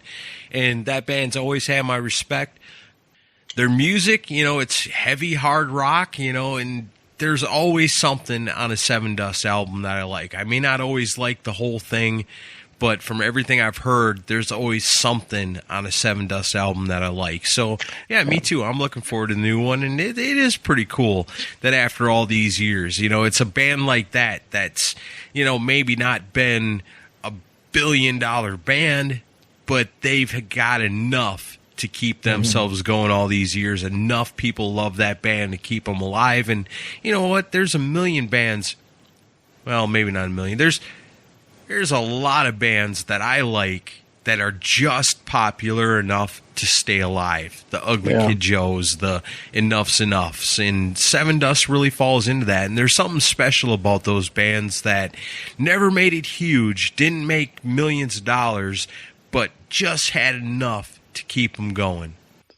I will say I saw them at a place that's not even around in Nashville anymore called City Hall, and it was a lineup. I was covering a local rock website / blog called NashvilleRock.net, and I was covering the band. The opening band was called Legion. It was a local band, and then Sevendust came on, and then Stained, who was really big at the time, came on.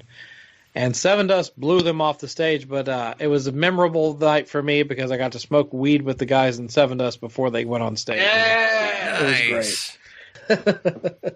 Well, I'll tell you what, I got a story, and this one is thanks to Aaron Camaro, because he got me to give a chance to an album I never would have gave a chance to, and that is the Smashing Pumpkins. The Smashing Pumpkins have a new album coming out, and a few years ago they put out an album. And I was listening to a Decibel Geek episode where Camaro's like, hey, well, check out this song. Check out that. He goes, I'm not a huge Pumpkins fan, but check out this song. And it was like Anonymous or whatever. Camaro, help me out there if you can remember. I don't remember, but what I do remember is you probably wanted to hear it because Tommy Lee played drums on it. No, it wasn't that one. Oh. That song sucked. But there was another song on that album where Camaro's like, well, check this one out. I think this one's pretty good. And I listened to it because of the Decibel Geek podcast. I was like, okay, that's a pretty good song. That's not bad. And I've always had this kind of love-hate thing with the Pumpkins because I'm a Chicago guy. I come from Chicago. You know, the same time they were coming up, you know, was my childhood in Chicago. So I was like, all right, I'll give it a chance. And but a lot of times they just let me down. But Camaro pointed out in a Decibel Geek episode, he's like, check this song out. And I wish I could remember the name of the song. But it was really good. But the rest of the album fucking sucked. Yeah, that's Smashing Pumpkins for you. Sucked hard. They'll come out with an album that you find one song that is just mind-blowingly good. Like, the one song is so freaking awesome. It's not a single. It's a deep cut. Right. The rest of the album sucks. But that one song is just unbelievably good. That's the Smashing Pumpkins. Oh, yeah. Yeah, exactly. Like that fucking, the world is a vampire. You know, like that song was fucking awesome. Yeah. The rest of that album fucking sucked. Yeah. You know? But, you know, like what Camaro was trying to justify fucking Tommy Lee, like Jimmy Chamberlain is an actual awesome fucking drummer. Yeah. Now that's a guy that's an awesome drummer, but he's stuck in the shitty fucking band. But I mean, that is a fucking drummer's drummer. But anyway, I heard these like 2 new clips from the new Smashing Pumpkins album. Wow, what a piece of shit, you know? Really? And I'm like the weird Pumpkins fan. Like, I love Gish, you know, but I was a Chicago kid when Gish came out, you know, and I was like, oh, cool, we got a good band that came out of Chicago because the last one was Styx, and we're like, fuck, you know. So then Pumpkins come out, you know, and then fucking Siamese Dream comes out. I'm like, yeah, fuck all that shit. But, you know, Camaro's a Midwest guy like me. He loves the Midwest shit. You know, we're like, yeah, okay, I get that. But the 2 new songs off the new Smashing Pumpkins album is fucking horrible. Horrible. And I liked the techno album they did. I forget what the fuck it was called. Was it Adore? Adore, yeah. I liked Adore. But these songs are like that, but with absolutely zero fucking balls. These songs sound nothing like classic Pumpkins at all. Have you heard these songs, Camaro? No, but talking about like huge grunge bands that are still coming out with albums in the year 2020, have you guys heard any of the new Pearl Jam? Mm-mm. I love that title track. The one, and I love it because Sinzak made an awesome joke about it. He made an awesome joke that summed it up. He goes, this is the best Talking Heads song I've ever heard. Oh, you're talking about Gigaton or whatever? Yeah, Gigaton. Yeah. That's the name. Oh, of it. yeah. Hey, I hate Pearl Jam. I love that fucking song. That but song it is. sucks. What are you talking about? Oh, I love it, but to me, I love Talking Heads. And to me, that's a Talking Heads song. Yeah, but it's a a lame attempt at sounding like Talking Heads. Yeah, but I heard I heard another song by them called Super Moon Wolf Blood or something like that, and it's really badass. It's got a ripping guitar solo in it. I don't know. Pearl Jam's a weird band for me. Like, I love all the side projects of Pearl Jam. Like, I love what's the band that they were before they became Pearl Jam? Mother Love Bone. Oh yeah, I love Mother Love Bone. Yeah, that's awesome. I love Brad. That's a side project of the guitar player. I think it's anything better that I just can't stand. But when I heard that new, that Talking Head song, I was like, this is fucking cool. And then I listened to the rest of the album. I was like, oh, this sucks. Yeah, this is Pearl Jam. sometimes they can write a melody, but it's just when they get into that, like, can't find a better man, when it's like those songs written from a girl's perspective, I'm like, I don't know. I just don't care. I don't care. Maybe if you're this whiny, he should beat you. I don't know. Just not good. Not good. I want some goddamn rock and roll. Yeah, I like those bands when they let the guitars take over and don't let the art take over. Just like what would happen if Pearl Jam or Smashing Pumpkins were a hard rock band? And when they do something like that, it's like, man, I wish you guys were hard rock bands all the time instead of all this artsy shit mixed in.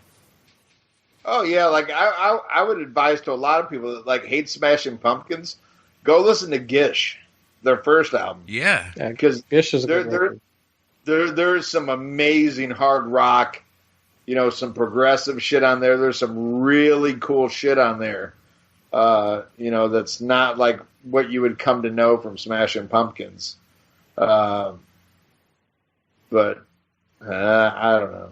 Shit happens. Those are some of the bands that have release dates coming up for the end of the year. There's a few more mixed in there, but there's some questionable ones. Like Wolf Hoffman said last year to expect a new Accept album in 2020. Where's that? Well, they put a new single out. Do they got the new single out now? Yeah, it's called The Undertaker, I think. Nice. I'm going to have to check that out. Yep. I have not heard that yet, but I'm a big fan of what Accept has done recently. Yeah. With what's his name from TT Quick on vocals. Mark Tornillo. Those last 4 albums they've done with him, I'm sorry, it sounds like Accept to me. I mean, it sounds good. I mean, it's good meat and potatoes, fucking heavy metal.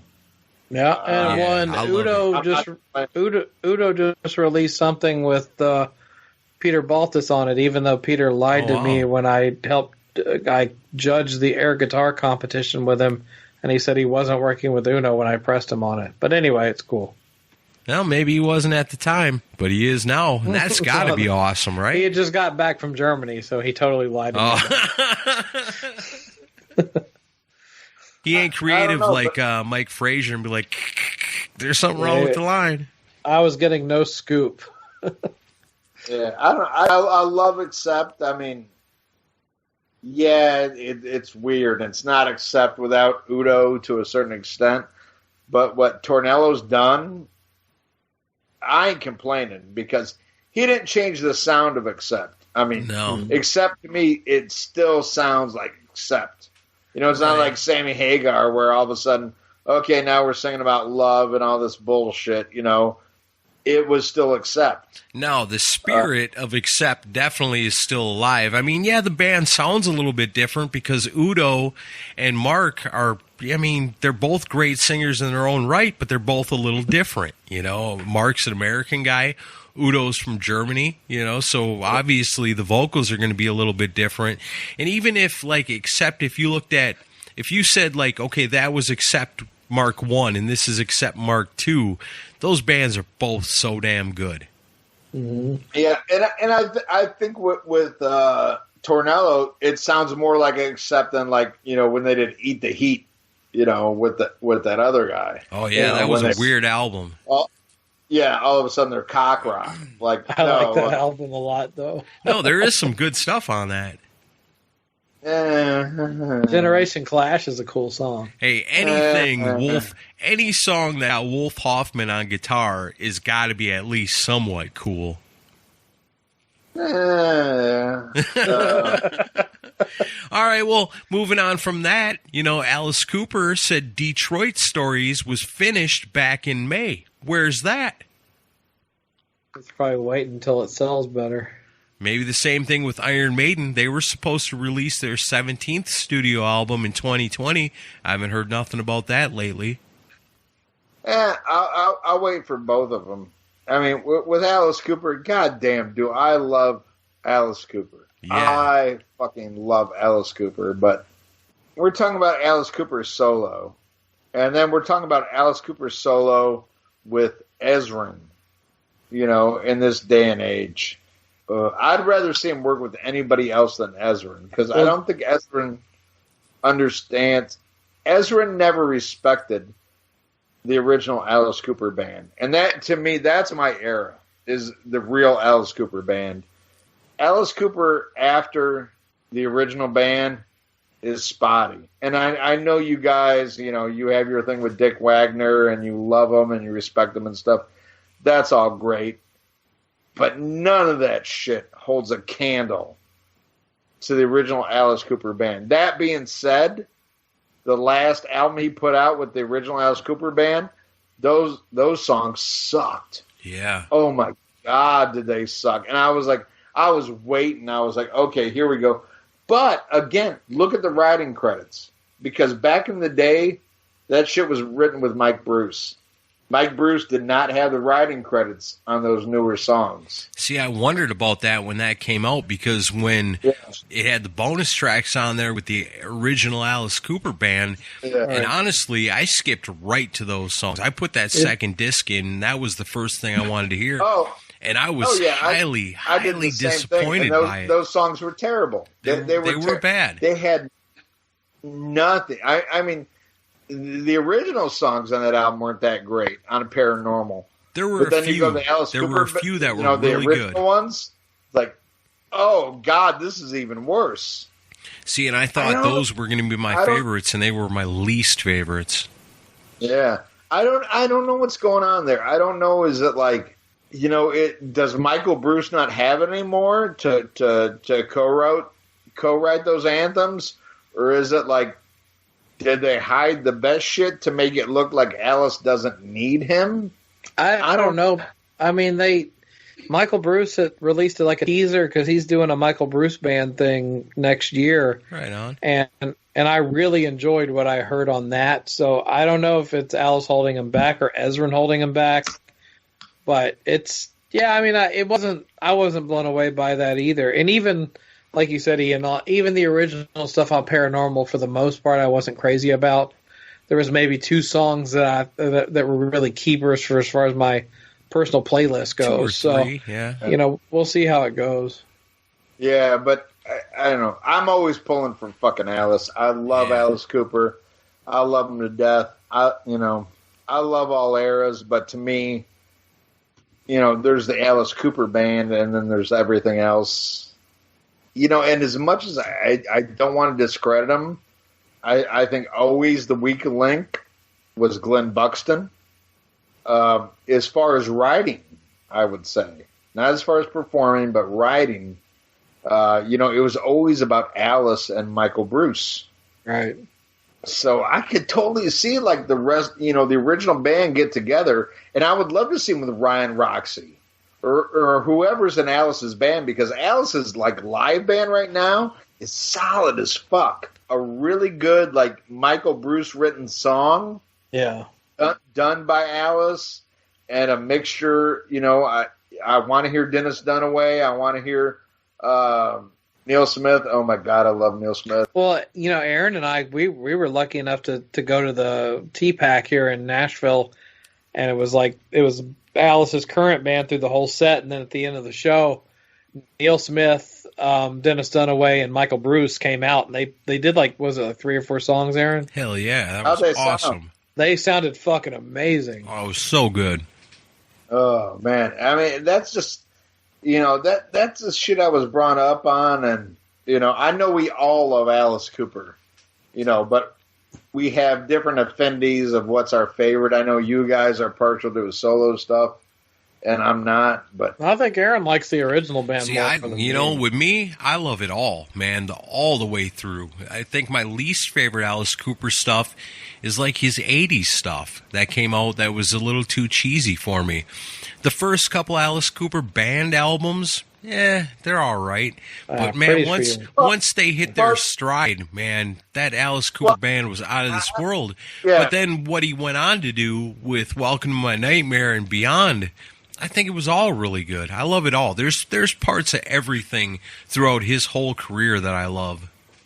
Well, no, I mean, I hear you there. To me, like, true Alice Cooper, and I know a lot of people don't like it. I love Easy Action. To me, like real Alice Cooper is Easy Action through fucking Muscle Love. I mean, to me, that is just like, wow. You know, and from there on out, I mean, I know you guys get excited about the fucking Dick Wagner shit, and I love Dick Wagner as a guitar player. I mean, I love what Dick Wagner did, not only with Alice Cooper, but with Lou Reed. I mean, I'm a huge Lou Reed fan, and Dick Wagner did a lot with him. And Dick Wagner can only improve Lou Reed. Oh, yeah. The live album that Dick Wagner did with fucking Lou Reed is amazing. Oh, Berlin. Well, not only Berlin, but the album after that, the live album. I mean, it was Dick Wagner and what's the other guy that played with Alice Steve Cooper? Hunter. Oh, yeah. Yeah, Steve Hunter. I mean, that backup band, I mean, basically, they left Lou Reed and went to Alice Cooper. Yeah, they were all Bob Ezrin's guys. Right. I mean, just phenomenal musicians. But if you look at original songs, though, it just doesn't. The original Alice Cooper band, to me, is everything. And after that, it's like, it's Hollywood Squares, Alice Cooper. Hey, there's songs I love off those lost albums that you guys like, and I know you don't like. Like, I love the one from Class of 1984. Take a look at my face. Oh, Zipper Catches Skin. Oh, my God. I love that fucking song. I love that song. But I'll never forget, like, when I went with my dad, the first rock concert I ever saw was Alice Cooper and Tesla, 1987, Peoria, Illinois. Nice. It was the Constrictor Tour and Tesla's Mechanical Resonance Tour. Yeah. So Alice comes out, and he didn't do I'm the Man Behind the Mask, you know, the Friday the 13th song. Right. And I was so pissed. And I'll never forget riding home with my dad from the concert. And he's like, what'd you think? You know? Huh? I'm like, he didn't play that song off of Constrictor, but he played that goddamn Telephone is Ringing song. Oh, you fuck. Oh, and my dad looked at me. I don't think I've ever seen as much shame in my father's face. Like, I just want to smack the taste out of your fucking mouth right now. You know, like, you whiny fucking bitch. You're like, he played Under My Wheels and you're bitching. Right. He didn't play that whole song from fucking Friday the 13th Part 6. Oh, my God. The disgust, you know. But then years later, I realized how lucky I was. Yeah. And, it was so amazing. Like, I'll never forget the guy in front of me. The guy in front of me had a trench coat on. Big trench coat. This is like for you millennials, pre-fucking The Matrix. Had a huge trench coat on. And in the middle of Tesla, he opens it up, and he had a bong in his trench coat that was the length of the trench coat. Wow. And fucking lit this motherfucker up and started hitting it. And I look at my dad, I go, what the fuck is that? He goes, I don't know. He goes, but inhale the smoke. True story. Wow. True story. Ask him if you can take a puff off of that. Oh, I took a big puff. I took a big puff. Unfortunately, it wasn't enough for me to realize that fucking Under My Wheels is a lot better than fucking Teenage Frankenstein. But, amen to that. But, shit happens. I love Alice Cooper. I saw Alice Cooper open up for Motley Crue twice on their farewell tour, and both times Alice Cooper blew them the fuck off stage. Nice. I mean, blew them the fuck off stage. And lucky enough to see Alice. I think I've seen Alice 5 or 6 times. I mean, that is a showman. That is a performer. That is a talent. But yeah, his last couple albums sucked. I love how you wrap that up. So next story, I'll take you this. What do you guys think about this? Phil Lewis slams Steve Riley's new version of LA Guns. What do you guys think? Does it really matter? I think it's very funny because it was only a few years earlier that Phil Lewis was doing the same thing to Tracy Gunn's weird version of LA Guns. So I think there's a lot of hypocrisy here. Actually, I think it's nothing but hypocrisy here. So does that mean the only valid version of LA Guns is whatever version has Phil Lewis in it? Well, that seems like what his opinion is. And it's unfortunate because, they got together with the original lineup, and then that kind of broke up. They did an album that was very well received. But Tracy Guns left to join Brides of Destruction with Nikki Sixx. With Nikki Sixx. Right. And that went nowhere. But during that time, it was Phil Lewis and Steve Riley, and they were ragging on Tracy Guns. And like him, after Brides of Destruction's panned out, he did his own version of LA Guns. And they're like, what are you doing? You left LA Guns, and now you're doing this.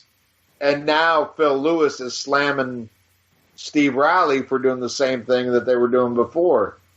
I think the whole thing is a hypocrisy. It sucks. I wish just original members of LA Guns would get together and do something as cool as Cocked and Loaded, because that shit kicks ass.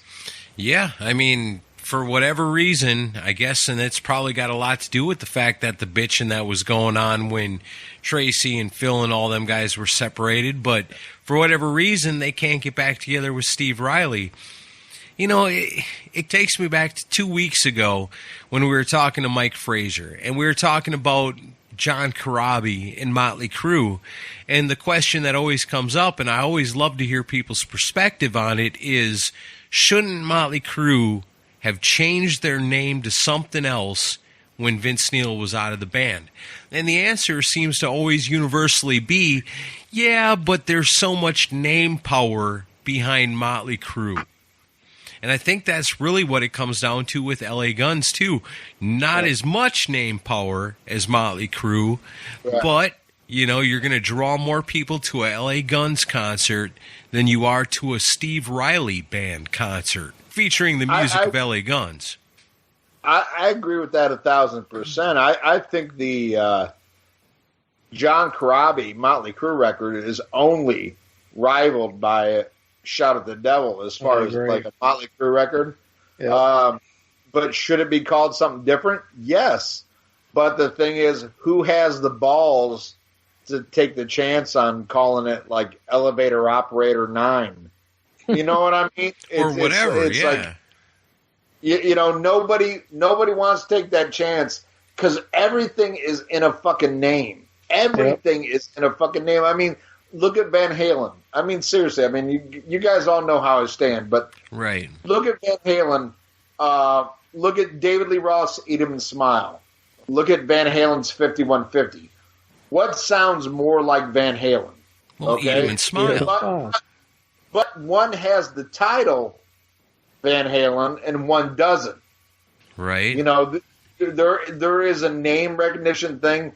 And it's unfortunate, and especially in America, because Americans are so fucking dumb and so fucking pre-programmed, and they can't accept something new and something different when it should honestly be named something different. Like, Motley Crue 94, I believe, is an incredible hard rock heavy metal album. I think it is great. It has nothing to do with Shout at the Devil. Nope. With fucking, with fucking Theater of Pain, with Girls. It has nothing to do with that. This is a new entity with a new singer, with a new vibe, with a new this. But what's easier to sell to the mass public, And it's unfortunate we live in a world where you don't have that freedom to just say, hey, I'm starting over. I'm doing something new. But if you look at it like a LA Guns, like about today, with Steve Riley's version and and Tracy and Phil's version. You know, when you talk about who's most recognizable in LA Guns, you got to figure it's Tracy and Phil. Those are the guys that really made the original sound of LA Guns. Yes, the classic members also had a hand in that, of course. But when it comes to Steve Riley, you know, awesome. Yeah, Steve Riley's awesome. He was kick-ass in Wasp. He's kick-ass in LA Guns. But is he the focal point of LA Guns? It doesn't matter. It doesn't matter one single bit. If you feel like, you know, Tracy and Phil are the sound of LA Guns, it doesn't matter. It's really a legal thing. Who owns the rights? And that's really all it comes down to. But if you listen to the new shit with, like, Steve Riley's LA Guns, the new singer, he sounds just like Phil Lewis. Musically, it's more in tune with classic LA Guns. So it's a fucked up proposition. Right. But what both of them are fighting over is name recognition, because what name is going to get me more money from a promoter? Right. You know, it has nothing to do with integrity. It has nothing to do with who's writing better music. Sure. It's like, if I say it's LA Guns, this guy's going to promise me this much money. Right. It's all about money. It's not about music integrity. It's not about writing great shit. It's not about who's in the band. It's about who can. I mean, the prime example is fucking Bobby Blotzer with Rat. You know, I'm going to get more money from this promoter if I say it's, you know, Rat than if I say it's Bobby Blotzer's Summer Experience kind exactly. of shit. Yeah, if your booker, your manager is calling a club to book a show, and he says, "Hey, man, this is so and so, and I am managing, you know, Steve Riley. You know, Steve Riley was once a member of Wasp, and he was once a member of LA Guns, and he's the drummer." And Blackfoot. And Blackfoot, yeah. And, you know, you say all that, and they say, well, geez, I don't know how that's going to draw. Or you answer the phone, you say, hey, I'm here representing LA Guns. And they go, oh, yeah, Ballad of Jane. You Sex Action. Hell yeah, I remember that band. That's money. Yep.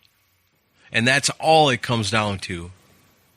That's what I love about podcasts is none of us make, you know, the money that the Podfather makes, you know, so we can be honest, you know.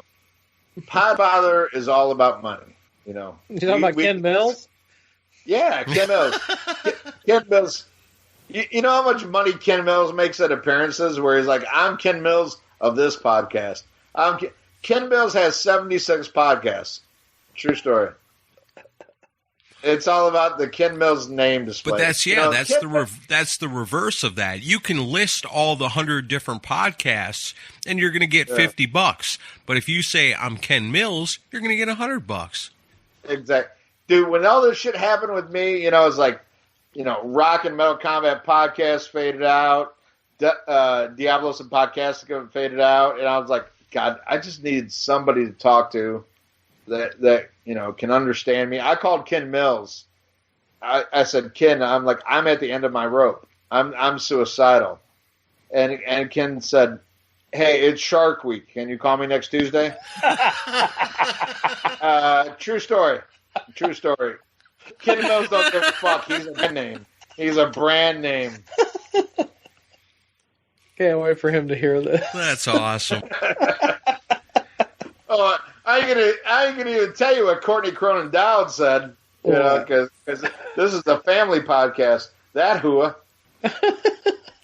Oh my God, what are you gonna do? God. We've been going for over 3 hours, guys. Yeah, we've been going for a while. Hey, break it up into 2 episodes. I don't care. We'll just make it a super long one. Yeah, let's go. All right, so the only other couple of ones I can think of, I mean, is Ozzy really truly working on a new album?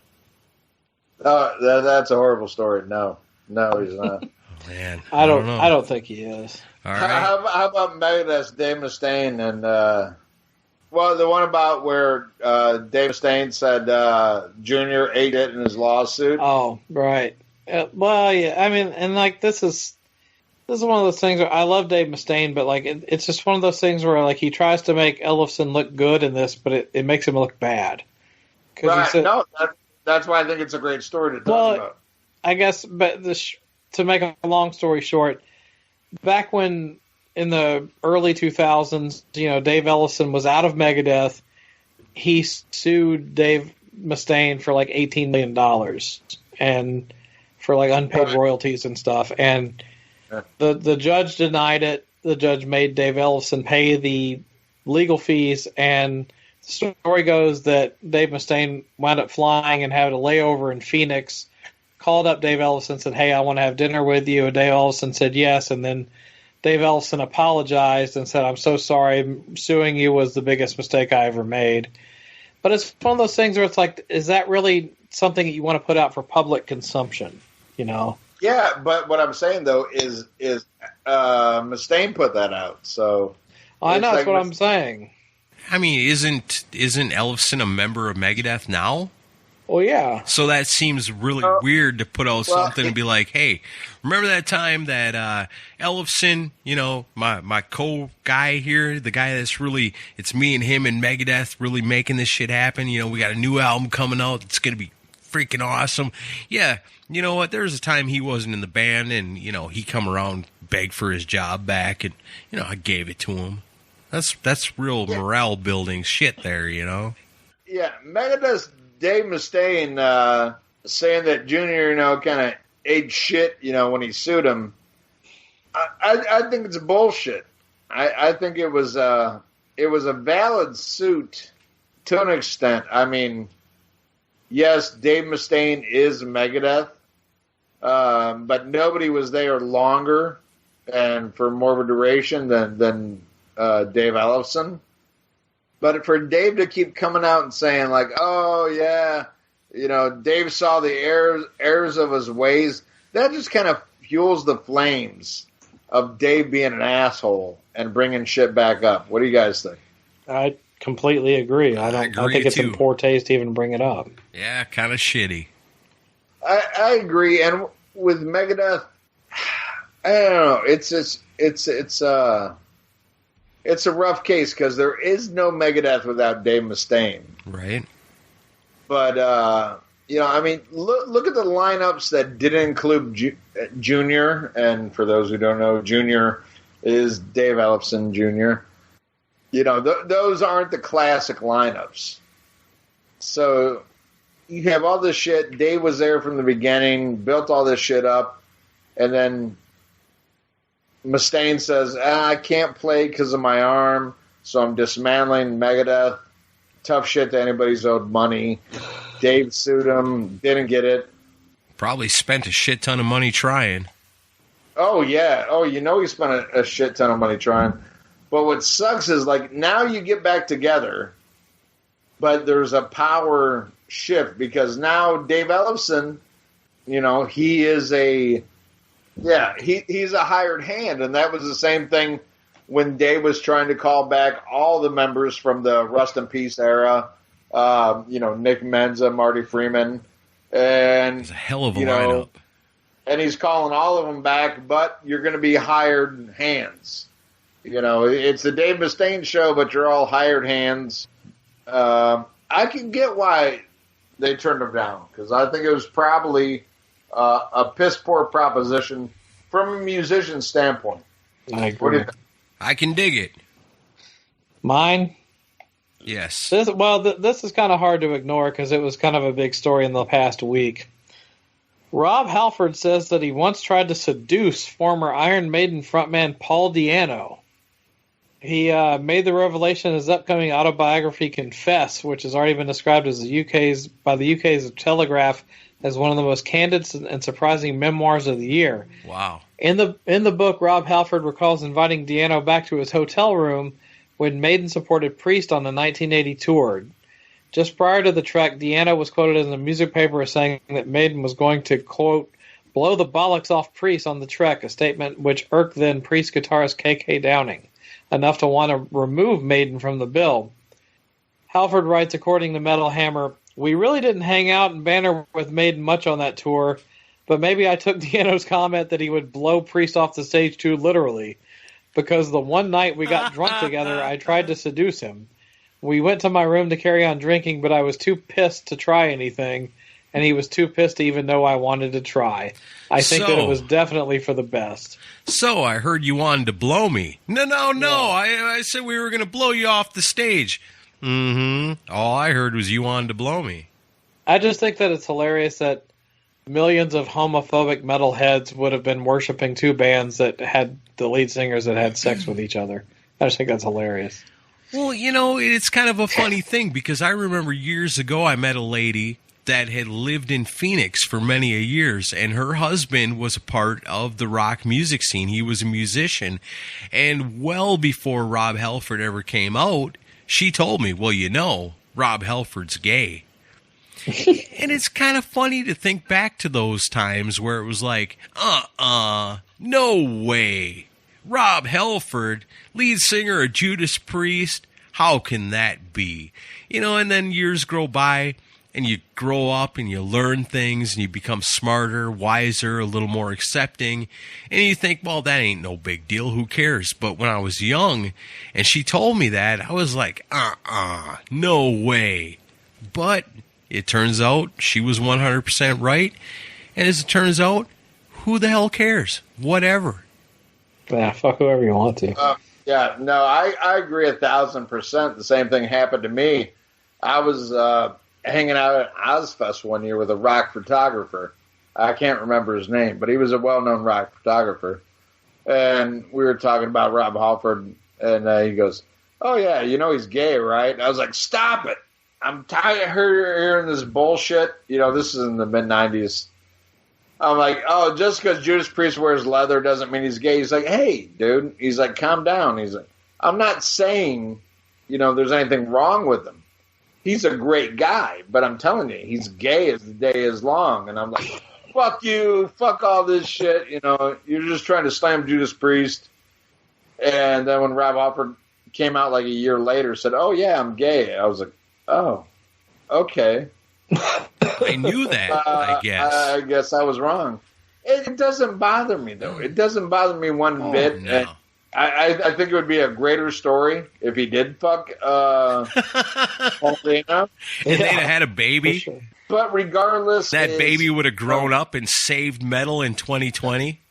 I went through this thing with my son, because my ex-wife's side of the family was very, religious, very right-wing kind of thing, very anti-gay, whatever. So I'm trying to deprogram my son from all this shit. This subject came up about how he was programmed to be anti-homophobic. And I said, hey, you like Judas Priest? He's like, I love Judas Priest. I was like, has any Judas Priest song ever made you want to suck a dick? He goes, no. And I'm like, well, what do you care? He's like, well, I guess nothing. I go, exactly.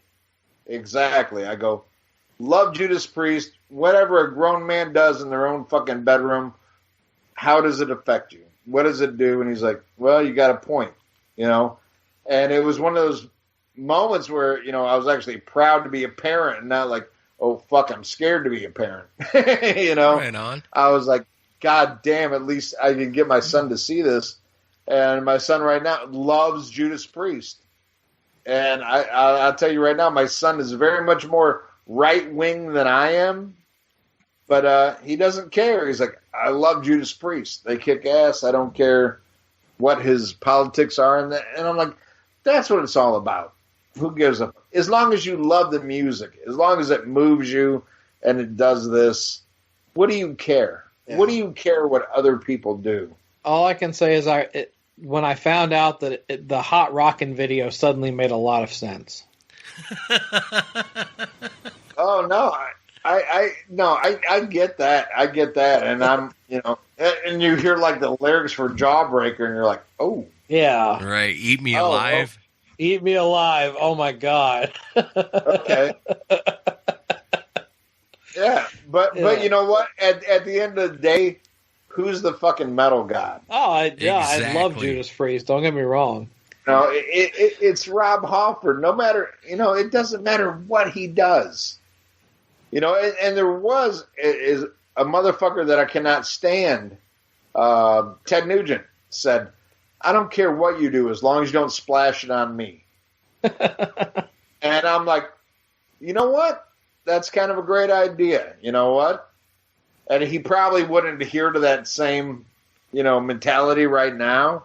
But he said that in the 80s. And the funny thing is, Ted Nugent opened up for Judas Priest in 1984 on the Defenders of the Faith tour. Who cares? Who cares what other people do? As long as they don't. I just wonder if Paul Di'Anno is going to have a response to this. Paul Di'Anno is he's a really cool dude. If anything, I could see Paul Di'Anno saying, "I'm honored that he wanted to fuck me." That's the Paul Di'Anno that I know, that I've read through interviews. It's probably going to be an interview like that. He's going to laugh it off and say, "Hey, at least he wanted to fuck me." Sure. That's pretty cool. I would be honored. I would be honored too. I don't think I'd follow through, but I would be totally freaking honored by it. Hey, I am not a gay man, but, put a level to me, I'm cockeyed, But if fucking Rob Halford wanted to fuck me, I'd be like, hell yeah, I did something right. At least fucking Rob Halford wanted to fuck me. Hey, none of us are Howie Long. Hey, oh, my God. You know how excited that made me? Oh, my God. Oh, yeah, you're a Raiders fan. Yeah, exactly. They used to have this thing, and I know you guys know this because, cock rock era. In Metal Edge magazine, they used to have this question of the month. And it was like, if you could sleep with anybody, who would it be? And Rob Halford goes, Howie Long. And I was like, that's hot. That's hot. I was like, me personally, I'm a Lyle Alzado guy, but, I can totally see where Rob's coming from. Hey, they're both haters. I'll snuggle with each of you. It's kind of funny because you guys, I'm sure you both have seen the movie That Thing You Do. Well, it's about like it's a fictional band from the '60s, but Tom Hanks directed the movie, and he plays the manager. Well, there's a deleted scene from that movie. The manager is based on Brian Epstein from the Beatles, and as you guys probably both know, Brian Epstein was a gay guy. Well, in the deleted scene, he comes out of the hotel and he's talking to the guys in the band, and a car pulls up to pick him up, and it's his boyfriend, and the boyfriend was played by Howie Long. That's hot.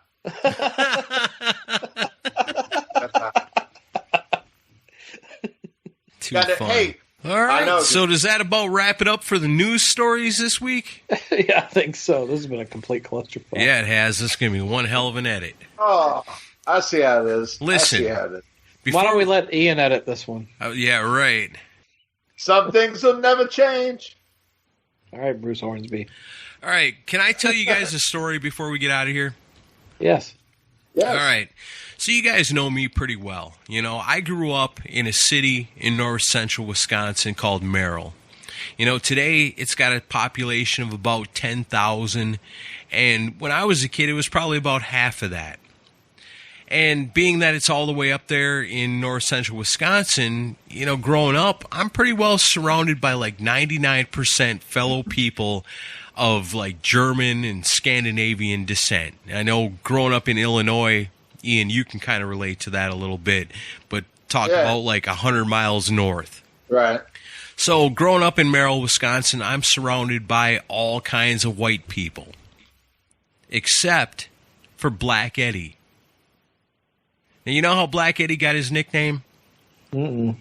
Growing up in central Wisconsin, we had all kinds of Eddies, but we only had one black guy. I'm talking literally like all white people, and it was Eddie and his sister Amy, and they were the only black people I even knew growing up. I remember my little brother staring at Eddie when he was little because he was the first black person he'd ever seen in person in his life. Well, Black Eddie grew up in Merrill, Wisconsin, and he was like the coolest dude. And he was kind of a wild and crazy dude, but I don't know. Fuck. And he died in a motorcycle accident, like, just the other day. Oh, I'm sorry, man. And he was a metalhead. Like, because he grew up in central Wisconsin, and because he was the only black dude, he just was like any one of the rest of us. Like, nobody ever looked at him any different kind of way. I mean, if they did, I had no idea, because I always thought he was a cool dude. I never thought twice about the fact that he was the only black guy that I knew. And he was a huge Ozzy fan, and he loved Metallica, and he loved Skid Row, and he loved Motley Crue. He loved all the same bands that, like, I liked. And I always remember him because, like, as we grew up, like, in the mid to late 90s, it'd be before Ace was born, and before I started on radio, I was working at a wood window factory. Then I worked with Eddie. And Eddie was such a cool dude because he was a rock and roller. He was like, like I said, he was like any one of us. And I remember one day I came out of work, and he was out there in his car, and I'd always go up to him and be like, "What's up, Eddie? You know, what are you doing?" And smoke a cigarette on my break. And I walked up to his car that day, and he was playing some rap music. And I said to him, "Hey, Eddie, you know, what's going on, brother? What are you listening to?" I'm like, listen to some rap music. And it was the first time, like, I'd ever heard, because he was a metalhead, you know, it was the first time I ever heard him listening to rap. Mm-hmm. And I said, you know, really? Why are you listening to rap music? And he's like, I don't know. I guess I just feel like I should. And I was like, really? I was like, okay, well, do you like it? He's like, not really. And I was like, well, then why the fuck are you listening to it? He's like, I don't know. You know, I at the time, you know, I didn't really get it, but, like, looking back on it now, it was like because he was a black dude, you know, and he felt like, well, shit, I'm not supposed to be a Metallica fan. I'm not supposed to be an Ozzy fan. I'm supposed to be a fan of, like, whatever it was he was listening to at the time, you know, and I was like, well, you like it? He's like, no, not really. And I was like, well, fuck that, man. Put in some Metallica and blast that, because I knew that was his favorite shit. And he took that tape out and tossed it in his back seat and put in, like, Master of Puppets and cranked it up and was like, fuck yeah, man, that's what I'm talking about. And I always remember, like, Eddie and his sister Amy, too. Like, I feel grateful because, you know, I didn't grow up in a place, and it's like nowadays there's so much racial fucking tension and shit going on. And, you know, I grew up in a place where it was, like I said, majorly white people, because it was all German and Scandinavian, North Central Wisconsin people. But there was just the one black dude and his sister. And he was such a cool dude. Like, I don't know, if it just kind of, like, gave me a feeling like if it wasn't for that guy, I might have grown up to be a racist. Like, somebody might have influenced me along the way to make me racist. But because the only two black people I knew growing up were, like, the coolest people around, it made me, like, immune to being a racist. Like, I remember, like, years later, I moved down to Tennessee, and I met my first, like, true racist person that was talking to me about, like, the Klan and shit. And I was an asshole to him, and I was like, well, you know, that sounds great, but does that mean I gotta hate all black people? And he was like, well, yeah. And I was like, I was being a dick, and I was fucking with him, and I was like, well, you know, what about Reggie White? You know, do I have to hate Reggie White? Because, you know, I just can't bring myself to hate Reggie White. And I was just being an asshole to this guy because I thought, what a fucking dick, you know, to hate somebody based on the color of their skin and then, like, broad paint that on everybody just because of their color of their skin. And, like, man, I'm telling you, Eddie Myers was a cool motherfucker. You know, just an awesome dude, funny as fuck. Would party you under the table, me under the table, Ian under the table any day of the week. No, I ain't joking. This guy could fucking party, man. and just an awesome guy. And I was going to say something about him on the show. I'm probably going to edit this out because No. Leave that in. Because I'm kind of drunk and it sounds kind of stupid. But No, that was good. You need to leave that in. No, leave it. Well, then if I'm going to leave it in, then raise a toast with me, brothers, to a fellow rock and roller as ourselves, my awesome friend who recently passed away from Merrill, Wisconsin.